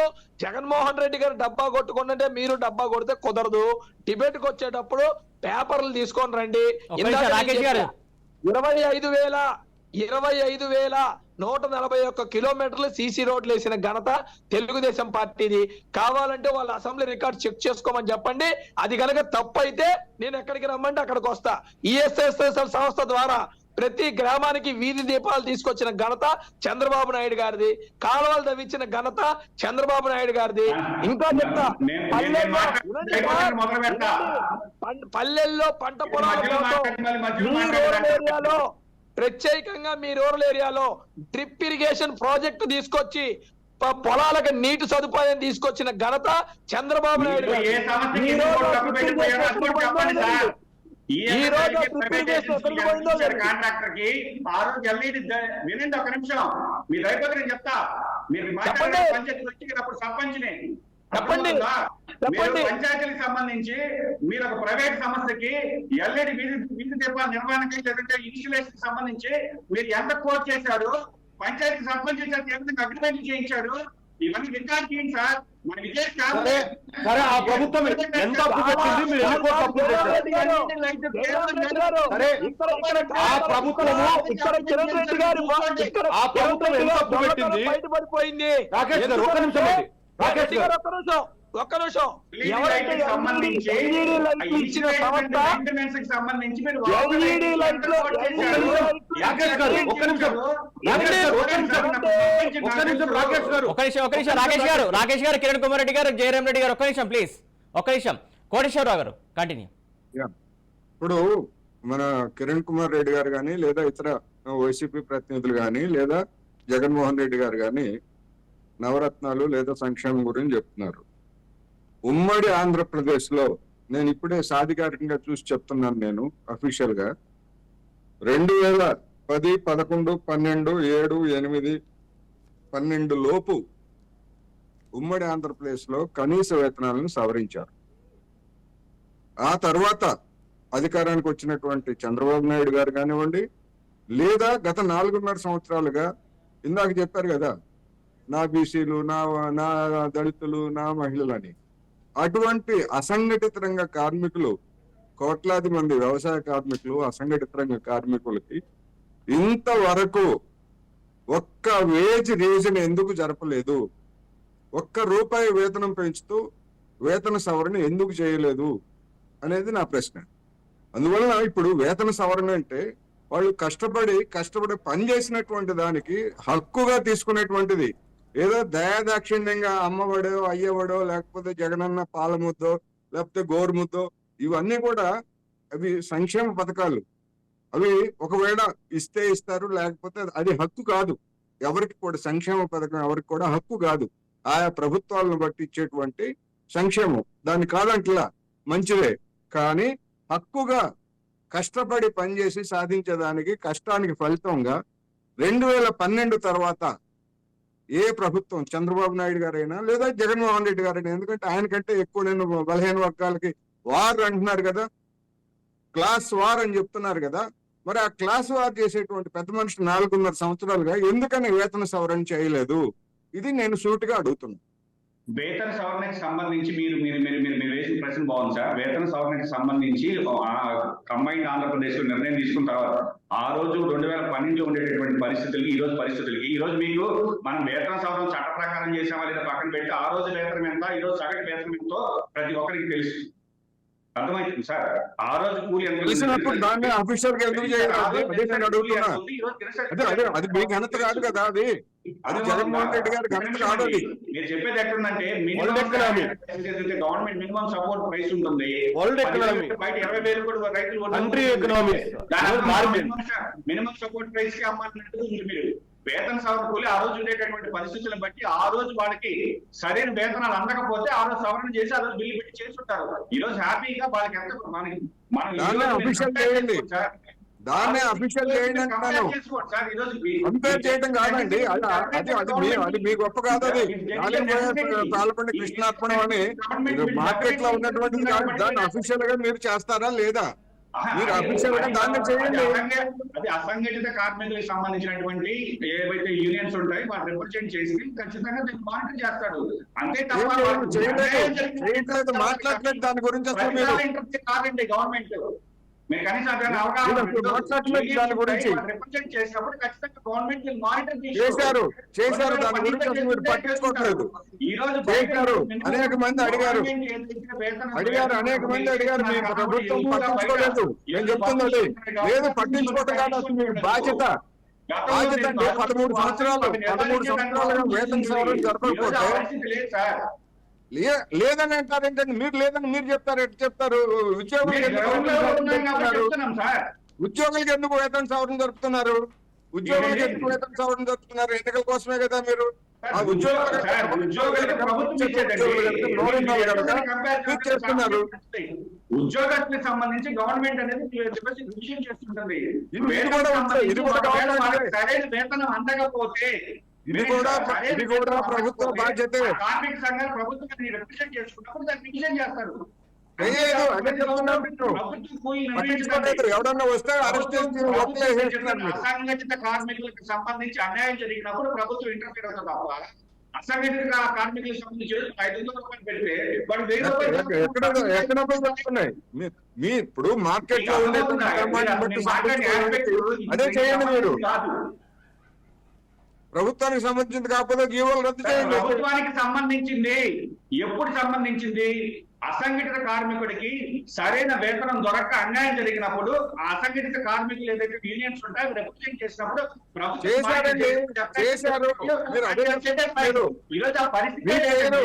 ప్రభుత్వానికి చేశారు, దాన్ని పట్టించుకోవట్లేదని నేను చెప్తున్నాను. మీరు చేశారు, చేయాలంటే పట్టించుకుంటున్నారండి. ఈ రోజు ఉద్యోగస్తులకి అసంఘటిత మాట్లాడుతూ దాన్ని నేను చెప్తున్నాను.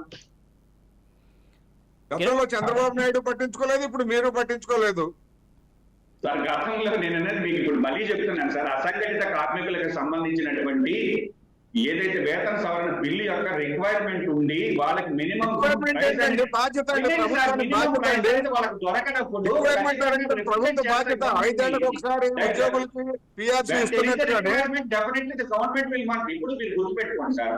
ఇప్పుడు మనం ఫర్ ఎగ్జాంపుల్ ఒక పంటకి మనం ఎంఎస్పి మద్దతు ధర ఫిక్స్ చేసింది గవర్నమెంట్. ఫర్ ఎగ్జాంపుల్ 10,000 ఫిక్స్ చేసింది. బయట మార్కెట్ లో 15,000 20,000 అమ్ముకుంటున్నప్పుడు మీరు ఎంఎస్పీ ఫిక్స్ చేశాం కాబట్టి ఎంఎస్పీకి కొనమని చెప్పదండి గవర్నమెంట్. ఆ ఎంఎస్పీ కన్నా తక్కువ అయినప్పుడు ఖచ్చితంగా government interfere government agencies Kiran Kumar Reddy గారు, మీకు వాస్తవాలు తెలియదు అనేది ఇప్పుడు దాన్ని బట్టి అర్థమవుతుంది. మీకు వాస్తవాలు తెలియదు. నేను ఈ మాట అంటున్నాను, మీకు వాస్తవాలు తెలియదు. మీకు అసలు చట్టాలే అమలు జరగట్లేదు. కరువు బెచ్చం ఇవ్వట్లేదు, చట్టాలు ఇవ్వట్లేదు. ప్రభుత్వం కళ్ళు మూసుకొనింది, పట్టించుకోవట్లేదని నేను చెప్తున్నాను. అనేక మంది వినతి పత్రాలు ఇచ్చినా కానీ ఇచ్చినటువంటి వాళ్ళందరినీ పక్కకు నెట్టేసి మాట్లాడుతున్నారు. ప్రభుత్వానికి బాధ్యత ఉంది, ఆ బాధ్యతను నిర్వర్తించట్లేదని నేను చెప్తున్నాను.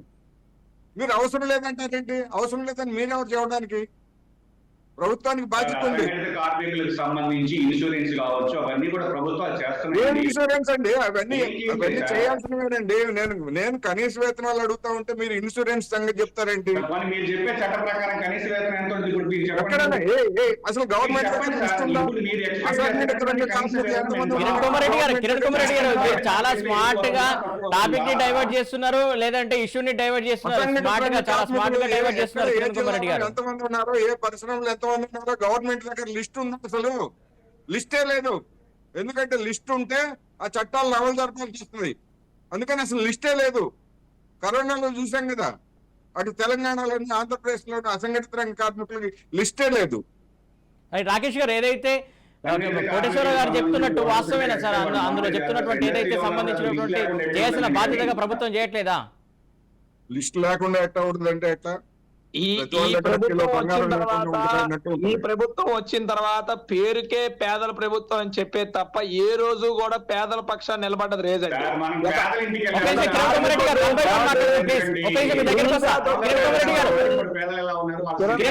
ఆయన మాట్లాడతారు. మీరు మాట్లాడితే నవ్వు వస్తుంది సార్. కిరణ్ కుమార్ రెడ్డి గారు, మీ దగ్గరకు సాగండి. నవ్వే వస్తది. పడిపోయే పువ్వు, వాడిపోయే పువ్వు ఎప్పుడు నిండుగా కనబడిద్దంట. అంతే మన పరిస్థితి కూడా అలానే ఉంది. మనం అలానే ఉన్నాం. మనం రేపు వాడిపోతున్నాం. ఆ విషయం గుర్తుపెట్టుకోవాలి. కరోనా అన్నారు వీళ్ళు, కరోనా అని కేవలం సాకు చెప్తున్నారండి. ఫ్రీగా దొరికే ఉసికని ఆపి ఈ రోజు ఎంతో మంది కార్మికుల్ని రోడ్డు మీద పడేసిన ఘనత, ఎంతో మంది వ్యాపారస్తుల్ని రోడ్డు మీద పడేసిన ఘనత ఈ వైఎస్ఆర్సీపీ ప్రభుత్వాన్ని. ఈ రోజు కూడా ఉసిక దొరకని పరిస్థితి మార్కెట్ లో. ఇందాక చెప్తున్నారు పేదలకి ఇంకొకటి అని. నేను ఒకటే చెప్తున్నా, ఒక పేద ప్రజలు ఎవరైనా సరే నిర్భయంగా నాకు వచ్చిన డబ్బులు ఎంత, నేను వచ్చి లాభపడ్డది ఎంత అని లెక్కలేసుకొని కనుక ముందుకొచ్చి వీళ్ళకి ధైర్యంగా చెప్పగలిగితే మేము దేనికైనా సిద్ధం. ఈ రోజు గారు మీరేసేది మీరిచ్చింది వాళ్ళ దగ్గర నుంచి లాక్కుంది ఎంత, వాళ్ళ దగ్గర నుంచి లాక్కుంది డబ్బులు ఎంత, వాళ్ళ దగ్గర నుంచి లాక్కున్న డబ్బులు ఎంత, లాక్కున్నది కూడా చెప్పండి. మరి మీరు మేము రేట్లు ఎక్కువ పెంచాం కదా, ఏదేది ఏ విధంగా పక్క రాష్ట్రంలో సరుకుల రేట్లు ఏ విధంగా పెంచాం, పెట్రోల్ ట్యాక్సుల మీద ట్యాక్సులు ఏ విధంగా వేస్తున్నాం, ప్రతిదీ కూడా మనం ఎంత వేస్తున్నామో చెప్పండి సార్. ఎంత వేస్తున్నామో చెప్పి మనం చెప్పాలి, అంతేగాని మనం ఊరికే మాట్లాడితే పరిస్థితి లేదండి. ఉండదు.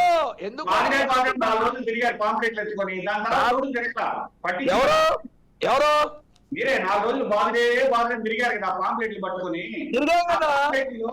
ఈ రాష్ట్రంలో నిత్యావసర సరుకుల ధరలు పక్క రాష్ట్రాలతో పోల్చి కంపేర్ చేసి చూసుకున్నారండి ప్రజలు. అన్ని చూశారు కదా జనం. ఒకప్పుడు మీరు ఏం చెప్తే వినేవారండి. ఈ రోజు నేను చెప్పినా మీరు చెప్పినా వాళ్ళకంటే ఈ రోజు విజ్ఞత ఉంది. జనాలకి తెలియజేయటం మా బాధ్యత. మేము జనాలకి క్లియర్ అండ్ క్లిస్టర్ గా తెలియజేస్తాం. ఈ రోజు రాష్ట్రంలో ఉన్న పరిస్థితి అందరూ చేస్తున్నారు. గుణపాఠం చెప్తారు. ఏదో మనం ఏదో మాట్లాడాం కదా, నా పేదలు అన్నంత మాత్రాన పేదలందరూ మీకెళ్ళి చూస్తారు అనుకుంటే పొరపాటు. పేదలకి నిజమైన ద్రోహం చేసేది వైఎస్ఆర్సీపీ పార్టీ. పేదల నోట్లో మట్టి కొడుతుంది వైఎస్ఆర్సీపీ పార్టీ, అందులో డౌటే లేదు. ఎక్కడ దొరికితే అక్కడ పేదలు దోచుకుంటున్నారు. పేదలు సంపాదించుకునే 10 రూపాయలు కూడా, పేదలు సంపాదించే 10 రూపాయలు కూడా మీది సార్. పేదవాడి యొక్క సంక్షేమాన్ని పట్టించుకున్నటువంటి వారిని వాళ్ళు ఏ విధంగా చూసుకుంటారో రేపు కమింగ్ ఎలక్షన్స్ లో మీకు తెలుస్తాయి సార్. పేదవాడి పొట్ట నింపటం కోసం 5 రూపాయలకి అన్నా క్యాంటీన్ పెడితే ఆ అన్నా క్యాంటీన్ ఎవరు క్యాన్సిల్ చేశారో అందరికీ తెలుసు. పేదవాడి కోసం ఇల్లు కడితే మీ సర్వేపల్లి దగ్గర కొన్ని వేల టిస్కో ఇల్లు కడితే ఆ టిస్కో ఇళ్ళని ఏం చేశారో అందరికీ తెలుసు. రాష్ట్రంలో 12 లక్షల టిస్కో ఇల్లు ఉంటే పేదలకి ఇల్లు లేకుండా ఎలా ఆపుతున్నారో ఈ రోజు జగన్మోహన్ రెడ్డి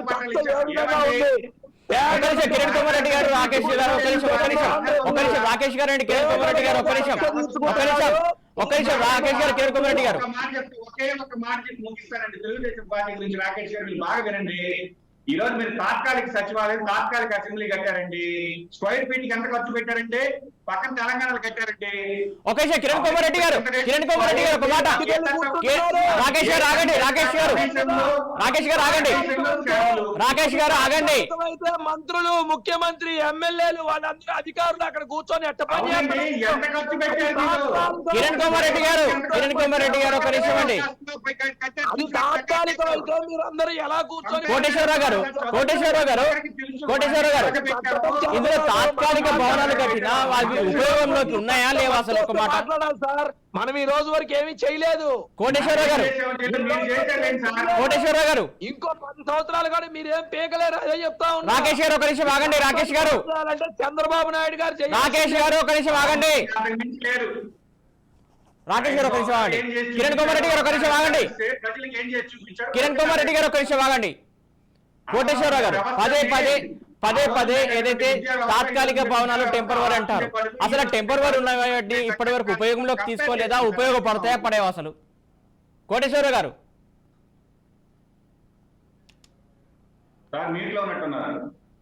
చెప్పండి. ఏదైతే పదే చాలా మంది టెంపరవరీ భవనాలు కట్టారు టీడీపీ వాళ్ళు, అది తాత్కాలిక రాజధాని అన్నారు. ఆయన ఒక మాట చెప్పడమే అక్కడ తప్పైందా, లేకుంటే ఆ టెంపరవరీ భవనాలు ఉపయోగంలోకి రావా, ఉపయోగపడవా? ఒక నిమిషం ఆగండి. కిరణ్ కుమార్ రెడ్డి గారు మీ దగ్గరకు వస్తే ఒక్క నిమిషం 1 by 1 మాట్లాడుకుందాం. ఒక్క నిమిషం కిరణ్ కుమార్ రెడ్డి గారు ఒక్క నిమిషం మాట్లాడదాం. ఒక్క నిమిషం 1 by 1 వస్తాను. అర్థం కావట్లేదు, అంతా కొలాప్స్ అవుతుంది వాయిస్. ఒక్క నిమిషం కోటేశ్వరరావు గారు చెప్పండి. అమరావతిలో కట్టినటువంటి భవనాలు శాశ్వతమే, కానీ అంతకు ముందు చంద్రబాబు నాయుడు గారు చెప్పింది ఏంటంటే సచివాలయ భవనం అనేటువంటి దాన్ని మేము వేరే కడతాము అని భ్రమరావతిగా చూపించి గ్రాఫిక్స్ లో చూపించారు. దానికి పునాది వేళ ఇదంతా కూడా తాత్కాలికమని చెప్పారు. తాత్కాలికం అంటే భవనాలు తాత్కాలికమని కాదు, సచివాలయాన్ని ఈ భవనాల్లో ఉంచుతాము, తర్వాత శాశ్వతంగా ఇంద్రభవనం లాంటి దాన్నో లేదా వాషింగ్టన్ లాంటిదో సింగపూర్ లాంటి దానిలో కడతామని చెప్పేసి జనానికి అందరికీ పెద్ద బిగ్ పిక్చర్ చూపించారు. అందువలన అది వివాదాస్పదమైంది. అటువంటి దానికి చంద్రబాబు నాయుడు గారు ఎలాంటి చర్యలు తీసుకోలేదు. అందువల్ల ఇప్పుడు కట్టినటువంటి భవనాలు తాత్కాలికం కాదు, అవి శాశ్వతమే భవనాలు. అవేమి గుడిసెల్లో ఖర్చు పెట్టారు స్క్వేర్ ఫీట్ కి, ఇక్కడ ఎంత అయింది అక్కడ ఎంత అయింది కంపేర్ అడుగుతున్నాను సార్. మినిమం అంటే ఎవరికైనా అర్థం. నేను అదే కిరణ్ కుమార్ రెడ్డి గారు నేను కాదంటలేదు. అందుకని అవి భవనాలు తాత్కాలికం కాదు. ఒకవేళ ఆ భవనాల్లో అక్రమాలు జరిగితే మీరు విచారణ జరిపించండి. ఇదిగో ఇంత ఖర్చు అయిందని చెప్పేసి రికార్డులో పెట్టారు, ఇది ఇంత ఖర్చు కాదు, ఇది ఇంతలో ఫ్రాడ్ జరిగింది అని చెప్పి చెప్పండి. ఇప్పుడు షాపూర్జీ ఆ భవనాలు కట్టినటువంటి షాపూర్జీ పల్లంజీ కేసులో జిఎస్టీ సరిగ్గా కట్టలేదనేటువంటి నోటీసులు ఇవన్నీ వచ్చినాయి కదా. అదే విధంగా వాటన్నిటిని తేల్చండి, నేను కాదంటలేదు.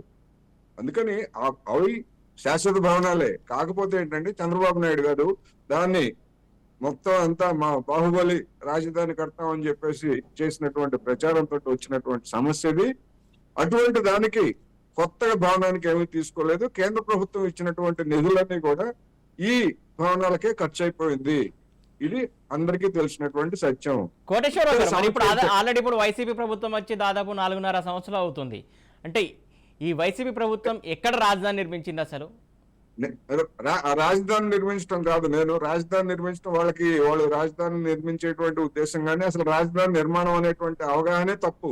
ఒకటి రాజధాని నిర్మాణ అవగాహనే తప్పు, దాన్ని జనానికి తప్పుదారి పట్టించారు. ఒకటి ఇక్కడ సమస్య ఏంటంటే జగన్మోహన్ రెడ్డి గారు చేస్తున్నటువంటి పొరపాటు ఏంటంటే ప్రారంభించినటువంటి భవనాలని ఎందుకని పూర్తి చేయట్లేదు, అది సమస్య. వాటిని పూర్తి చేయకపోవడం ద్వారా ఇప్పుడు ఎందుకంటే జగన్మోహన్ రెడ్డి గారు అధికారానికి వచ్చినప్పుడు ప్రమాణ స్వీకారం చేసేటువంటి సమయంలో వేదిక మీద ఒక మంచినీళ్ల బాటిల్ పెడితే ఇది చాలా ఖరీదైన మంచినీళ్ల బాటిల్, జనానికి ఇంతగా మనం సామాన్యుల్లాగా ఉండాలి, ఇంత ఖరీదైన బాటిల్ ఎందుకు తెచ్చారని చెప్పేసి ఆ రోజు అధికారుల మీద మాట్లాడారని చెప్పేసి విన్నాం. మరి అటువంటి అంటే ప్రతి పైసాకి జవాబుదారిని చెప్పుకున్నటువంటి జగన్మోహన్ రెడ్డి గారు తప్పో ఒప్పో ఒక అమరావతి అనేటువంటిది వాళ్ళు కూడా కాదంటలేదుగా, అమరావతి కూడా ఒక భాగమే అంటున్నారుగా. ఆ అమరావతి భాగం అన్న దాని మీద ప్రారంభించినటువంటి భవనాలను ఎందుకు పూర్తి చేయట్లేదు, ఎందుకు వినియోగంలోకి తేవట్లేదు, ఇది నా ప్రశ్న. కిరణ్ కుమార్ రెడ్డి గారు, దానికి సంబంధించి అసెంబ్లీ సాక్షిగా జగన్మోహన్ రెడ్డి గారు చాలా స్పష్టంగా చెప్పారు. ఇన్ఫ్రాస్ట్రక్చర్ కి సంబంధించి మినిమం ఇన్ఫ్రాస్ట్రక్చర్ డెవలప్ చేయడానికి కూడా ఇన్ని లక్షల కోట్లు ఖర్చు అవుతుంది. ప్రస్తుతం మనకు ఆర్థిక పరిస్థితి కాదు. వీళ్ళని చెప్పినట్టు వీళ్ళు సెల్ఫ్ సస్టైన్ ప్రాజెక్టు దానికి అదే కట్టుకుంటుంది, ఇట్లాంటివి కాకుండా ప్రస్తుతం ఉన్నటువంటి పరిస్థితుల్లో దానికన్నా కూడా ప్రయారిటీ ఇష్యూస్ చాలా ఉన్నాయి. ఈ రోజు నాడునేటికి సంబంధించి స్కూల్స్ అవ్వచ్చు, సచివాలయ వ్యవస్థ అవ్వచ్చు, ఒక డిస్ట్రిక్ట్ బైఫర్కేషన్స్, కలెక్టరేట్స్ బైఫర్కేషన్స్ అవ్వచ్చు, ఇట్లా ప్రజలకు సంబంధించినటువంటి ఈ రోజు మనం కొత్తగా ఏర్పడిన రాష్ట్రంలో ఉన్న వనరులన్నీ దాని మీద వెచ్చిస్తే ఈ యొక్క ప్రజలకు సంబంధించినటువంటి మినిమం మౌలిక వసతులకు సంబంధించి గ్రామాల్లో కావచ్చు, లేదంటే జిల్లా కేంద్రాల్లో కావచ్చు, ఇవన్నీ కూడా ఒకసారిగా చేయడానికి అయ్యేటటువంటి కాదు. దీనికి సంబంధించి మనం ఈ ప్రజెంట్ అమరావతిని మనం డెవలప్ చేయడానికి ఎంత ఖర్చు అవుతుంది, అంత ఇన్ఫ్రాస్ట్రక్చర్ సంబంధం అంత డెవలప్ చేయడానికి మన దగ్గర నిధులు ఉన్నాయా లేదా, రాష్ట్రం యొక్క బడ్జెట్ ఎంత, దీనిలో మనం ప్రయారిటీ వైజ్ ఖర్చు పెట్టాల్సిన ఒక అవగాహనకు వచ్చిన తర్వాత ప్రభుత్వం ఆర్థిక పరమైన ఒక నిర్ణయం తీసుకుని దాని ప్రకారం ముందుకెళ్తుంటే ఆ స్వేచ్ఛ ప్రభుత్వానికి ఉంది. మీరు చెప్పినట్టుగా జగన్మోహన్ రెడ్డి గారు స్పష్టంగా అసెంబ్లీలో చెప్పారు, అమరావతికి సంబంధించి ఎందుకు నేను ఈ నిర్ణయం తీసుకుంటున్నాను, 3 రాజధానులకు ఎందుకు వెళ్లాల్సి వస్తుంది, ఇవన్నీ కూడా మీకు అసెంబ్లీ సాక్షిగా జగన్మోహన్ రెడ్డి ముఖ్యమంత్రి గారు చెప్పండి, ప్రజలకు చెప్పకుండా ఏం లేదండి. కానీ నేను అనుకుంది ప్రారంభించినటువంటి భవనాలను పూర్తి చేయకుండా ఏదో కొత్తగా 3 రాజధానులు నిర్మిస్తామంటే ఎట్లాగండి? ప్రారంభించిన భవనాలను పూర్తి చేయలేదని ఎందుకు అడుగుతా ఉంటే ఇప్పుడు ఏదైతే మనం ఇప్పుడు జగన్మోహన్ రెడ్డి గారి ఆలోచనలు ఏదైతే ఉందో లెజిస్లేటివ్ క్యాపిటల్ కి సంబంధించి ప్రస్తుతం ఉన్నట్టు సరిపోతాయి. ఆయన ఆలోచన ఏంటండి? ఒక వ్యక్తి ఆలోచన కాదు కదా, ప్రభుత్వ విధానం ఏమిటి నేను అడుగుతున్నది అది. స్పష్టంగా చెప్పారు కదా, ఏం చెప్పారు? నేను అడుగుతున్నది ఒకటేనండి, ప్రారంభించినటువంటి భవనాలను పూర్తి చేస్తారా లేదా? ఇవి పూర్తి చేయకుండా ప్రభుత్వం ఒక నిర్ణయం తీసుకుంది, దాని మీద ముందుకు వెళ్తుంది. నిర్మాణాలు నిలిపివేయాలని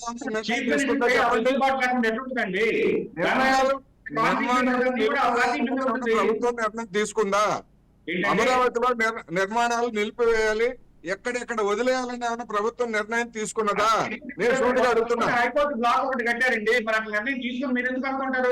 ఉండేటట్టు హైకోర్టుకి పక్కన మళ్ళీ ఇంకో బ్లాక్ కట్టి నిన్న ఓపెన్ చేశారు కదా. అది రెడీ అయిపోయింది. మిగిలినవి చెప్పండి. ఏదైనా కానీ మీకు అనుకూలంగా ప్రయాణాన్ని చెప్తారా? బట్టి ఆర్థిక వెసులుబాటుని బట్టి ప్రభుత్వం నిర్ణయం తీసుకుంటుందండి. అదే ఒక రోడ్ మ్యాప్ పెట్టండి, రోడ్ మ్యాప్ చెప్పండి.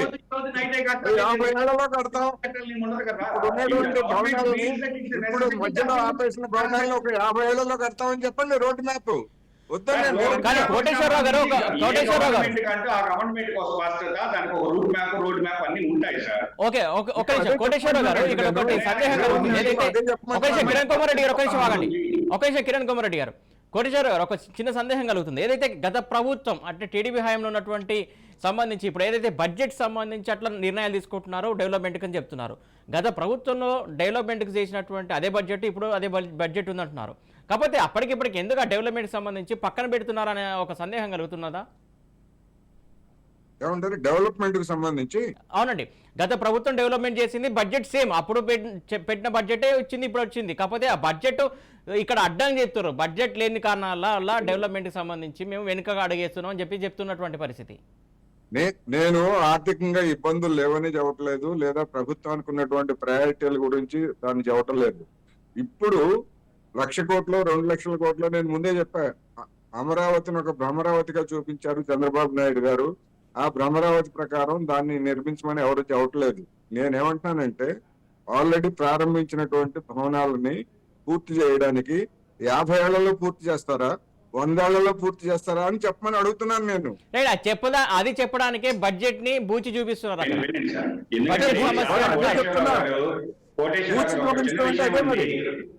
మీరు ఒక భవనం గురించి మాట్లాడుతున్నారు. ఇది ఇప్పుడు అక్కడ మన భవనాలు పూర్తి చేస్తే వెంటనే అక్కడ వాళ్ళకి ఎమ్యూనిటీస్ ఉండాలి కదండి. అదేనండి, బాధ్యత ఉంటుంది కదా. మీరు ఒక టవర్ పూర్తి అయిపోవచ్చింది 90%. దీన్ని పూర్తి చేయడానికి డబ్బులు లేని ఆలోచన ఆ టవర్ ఒకటే. మా ఆలోచన ఆ టవర్ పూర్తి చేయడానికి డబ్బులు లేనటువంటి వాళ్ళు విశాఖపట్నం ఎలక్ట్రిఫికేషన్ అది కాదు. దీన్ని పూర్తి చేయడానికి డబ్బులు లేనటువంటి వాళ్ళు విశాఖపట్నం తీసుకెళ్ళి అక్కడ ఏం చేస్తారండి? అక్కడి నుంచి డబ్బులు ప్రస్తుతం మనకి ఎంత అయితే ఉంటుందో, మనకి పెద్దవాళ్ళు సామెత చెప్పినట్టు మనకి ఎంత శక్తి ఉంటుందో అంతవరకే మీకు బాధలు వేస్తాం తప్ప లేని కూడా వస్తామని చెప్పి నేను అదే అడుగుతున్నా. ఇక్కడ లేకపోతే విశాఖపట్నం చెప్పే ప్రశ్న ఒక్క నిమిషం వినండి ప్లీజ్. కిరణ్ కుమార్ రెడ్డి గారు సార్ చెప్పే ప్రశ్న వినండి ఒక్క నిమిషం. కోటేశ్వర్ గారు చెప్పండి.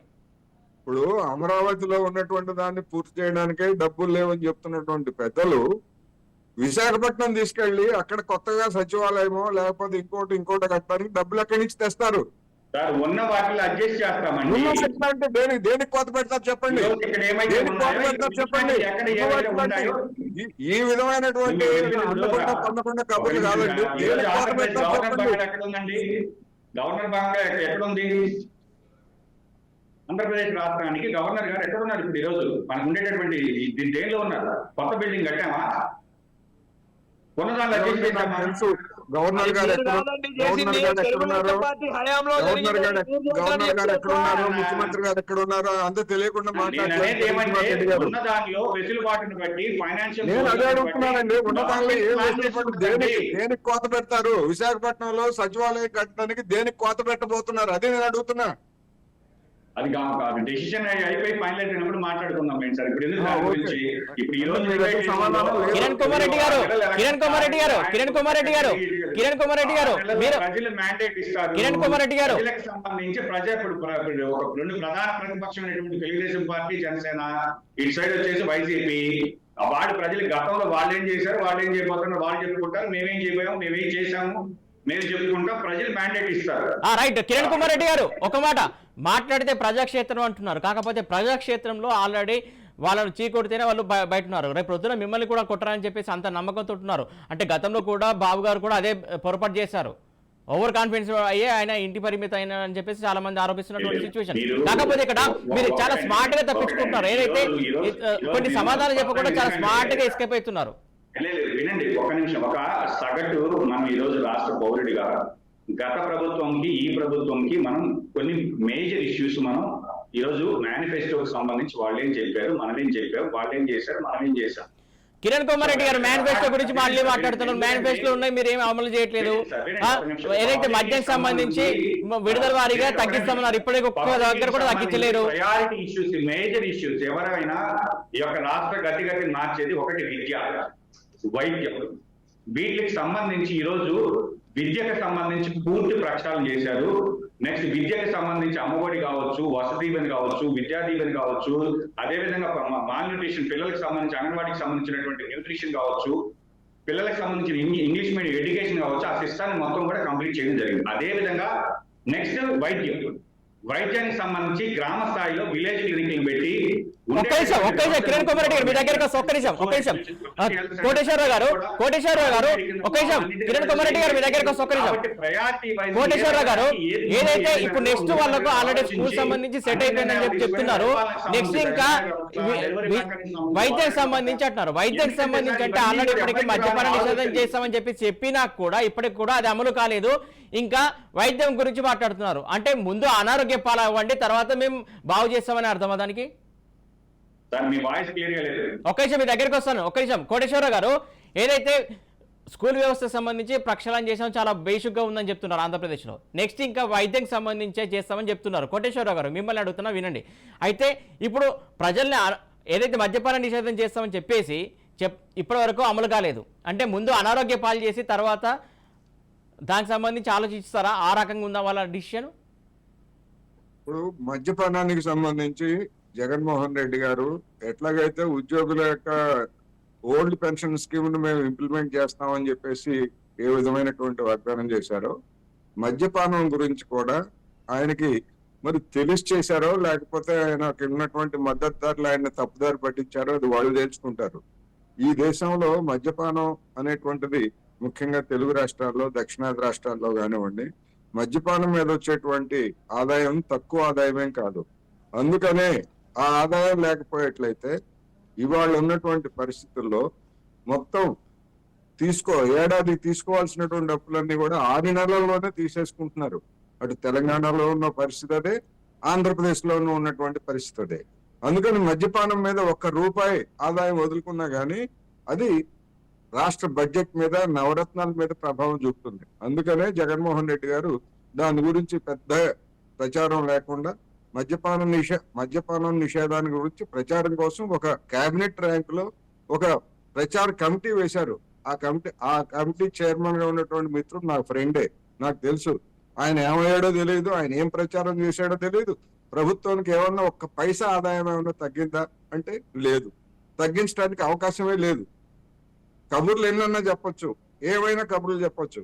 అందువలన ఇవన్నీ కూడా ఏంటంటే కొన్ని సంక్షేమ పథకాలు చేశారు. మన జయరామరెడ్డి గారు చెప్పారు, నేను కూడా చెప్తున్నా, వాటిని కాదంటలేదు. కానీ సంక్షేమ పథకాలే మొత్తం జనాన్ని బొందుతో కైలాసానికి తీసుకుపోతాయనేటువంటి భ్రమలు కల్పిస్తే కోటేశ్వరరావు చిన్నది సార్. ఎందుకంటే సార్ ఎప్పుడు కూడా ఒక నాయకుడి యొక్క ఆలోచన విధానాన్ని మనం ఎందుకంటే కంపేర్ చేసుకున్నప్పుడు కోవిడ్ వస్తుందని ఎవరు ఎక్స్పెక్ట్ చేయలేదు. ఎలక్షన్స్ బిఫోర్ ఒక మేనిఫెస్టో ఫైనలైజ్ చేసాం, ఎలక్షన్స్ కి వెళ్ళాం, ప్రజలు మ్యాండేట్ ఇచ్చారు, గెలిచాం, మంచి మెజారిటీ కూర్చున్న తర్వాత అనుకోకుండా 2 సంవత్సరాలు పూర్తిగా అభివృద్ధి కానీ లేదంటే ఆదాయ వనరులు లేకుండా కోవిడ్ లో గడపాల్సి వచ్చింది. అటువంటి పరిస్థితుల్లో పేదవాడి గురించి, పేదవాడి ఆకలి గురించి ఆలోచించి మనం కోవిడ్ ని అడ్డం పెట్టుకుని సంక్షేమాన్ని ఆపడం కరెక్ట్ కాదని, ఆ రోజు ఉండేటటువంటి ఆర్థిక పరిస్థితి సహకరించకపోయినప్పటికీ కూడా కోవిడ్ లో కూడా మన ప్రభుత్వమే. కోవిడ్ లో అత్యధిక జిఎస్టీ వసూలు దేశం మొత్తం మీద, జిఎస్టీలో టాప్ ఉన్నది మన రాష్ట్రమే సార్. ఆదాయం లేదని చెప్తున్నారు, మర్చిపోయారేమో. మీరు ఒక నిమిషం జిఎస్టీకి వినండి సార్. జిఎస్టీ ఒకటే ప్రామాణికం కాదండి, మనకు వచ్చే ఆదాయం అదే కదా. రేట్ అదనం, కరెంట్ బిల్లు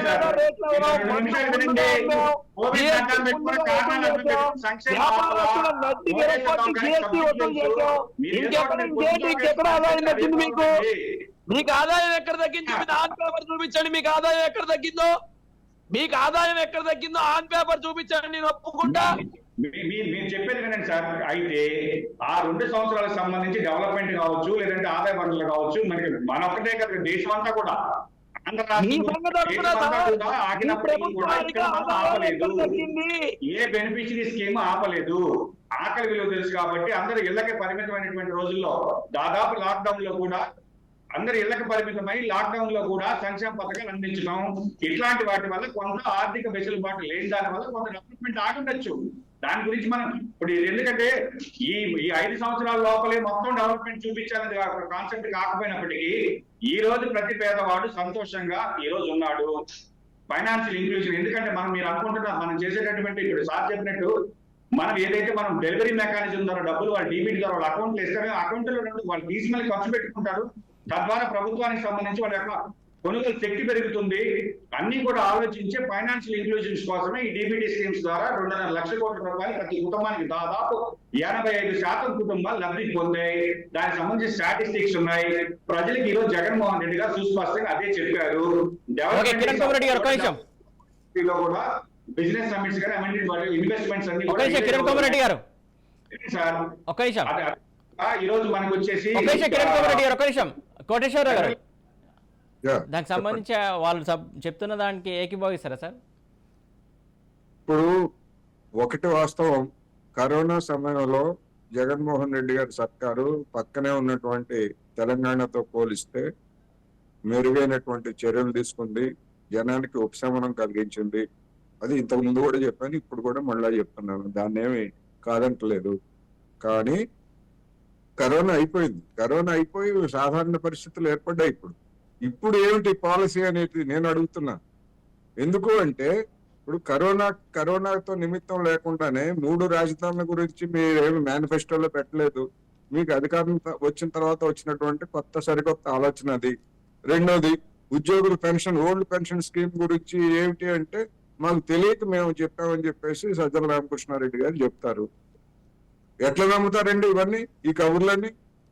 ఏమీ తెలియకుండానే అసలు వాగ్దానం చేసేటప్పుడు ఏమి తెలియకుండా దాని మీద పోనీ అంతకుముందు ఏమైనా చర్చ జరగలేదా?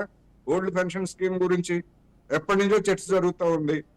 ఆ చర్చ మరి ఫాలో గారా తెలుగుదేశం నాయకులు, వైసీపీ నాయకులు కానీ లేదా వాళ్ళ సలహాదారులు కానీ? అందుకని జనాన్ని బ్లఫ్ చేయడానికి, ఎన్నికల్లో గెలవడానికి మీరు అటువంటి వాగ్దానం చేశారు. ఓకే కోటేశ్వరరావు, ఫైనల్ గా చెప్పండి. రాకేష్ గారు ఒక మాట ఫైనల్ గా చెప్పండి. ఏదైతే ప్రభుత్వం సంబంధించినటువంటి ముఖ్యమంత్రి డైరెక్ట్ ఈ రోజు యుద్ధం చేయాల్సింది ఆసన్నమైంది యుద్ధానికి అని చెప్తున్నారు. అలాగే మీ నాయకుడు మాత్రం ఇటు ఏదైతే సంబంధించి ఒక స్లోగన్ తోటి రేపు ఒక నిరసనకు పిలుపునిచ్చారు, మోత మోగిద్దామని. ఎవరి మీద మోత మోగిద్దాం అనుకుంటున్నారు? మోత మోగిస్తే వచ్చే లాభాలేంటి? ఏదైతే ఈ ప్రభుత్వం అవలంబిస్తున్న నిరంకుశ పాలన మోత మోగిస్తాం. ఏదైతే నరేంద్ర మోడీ గారు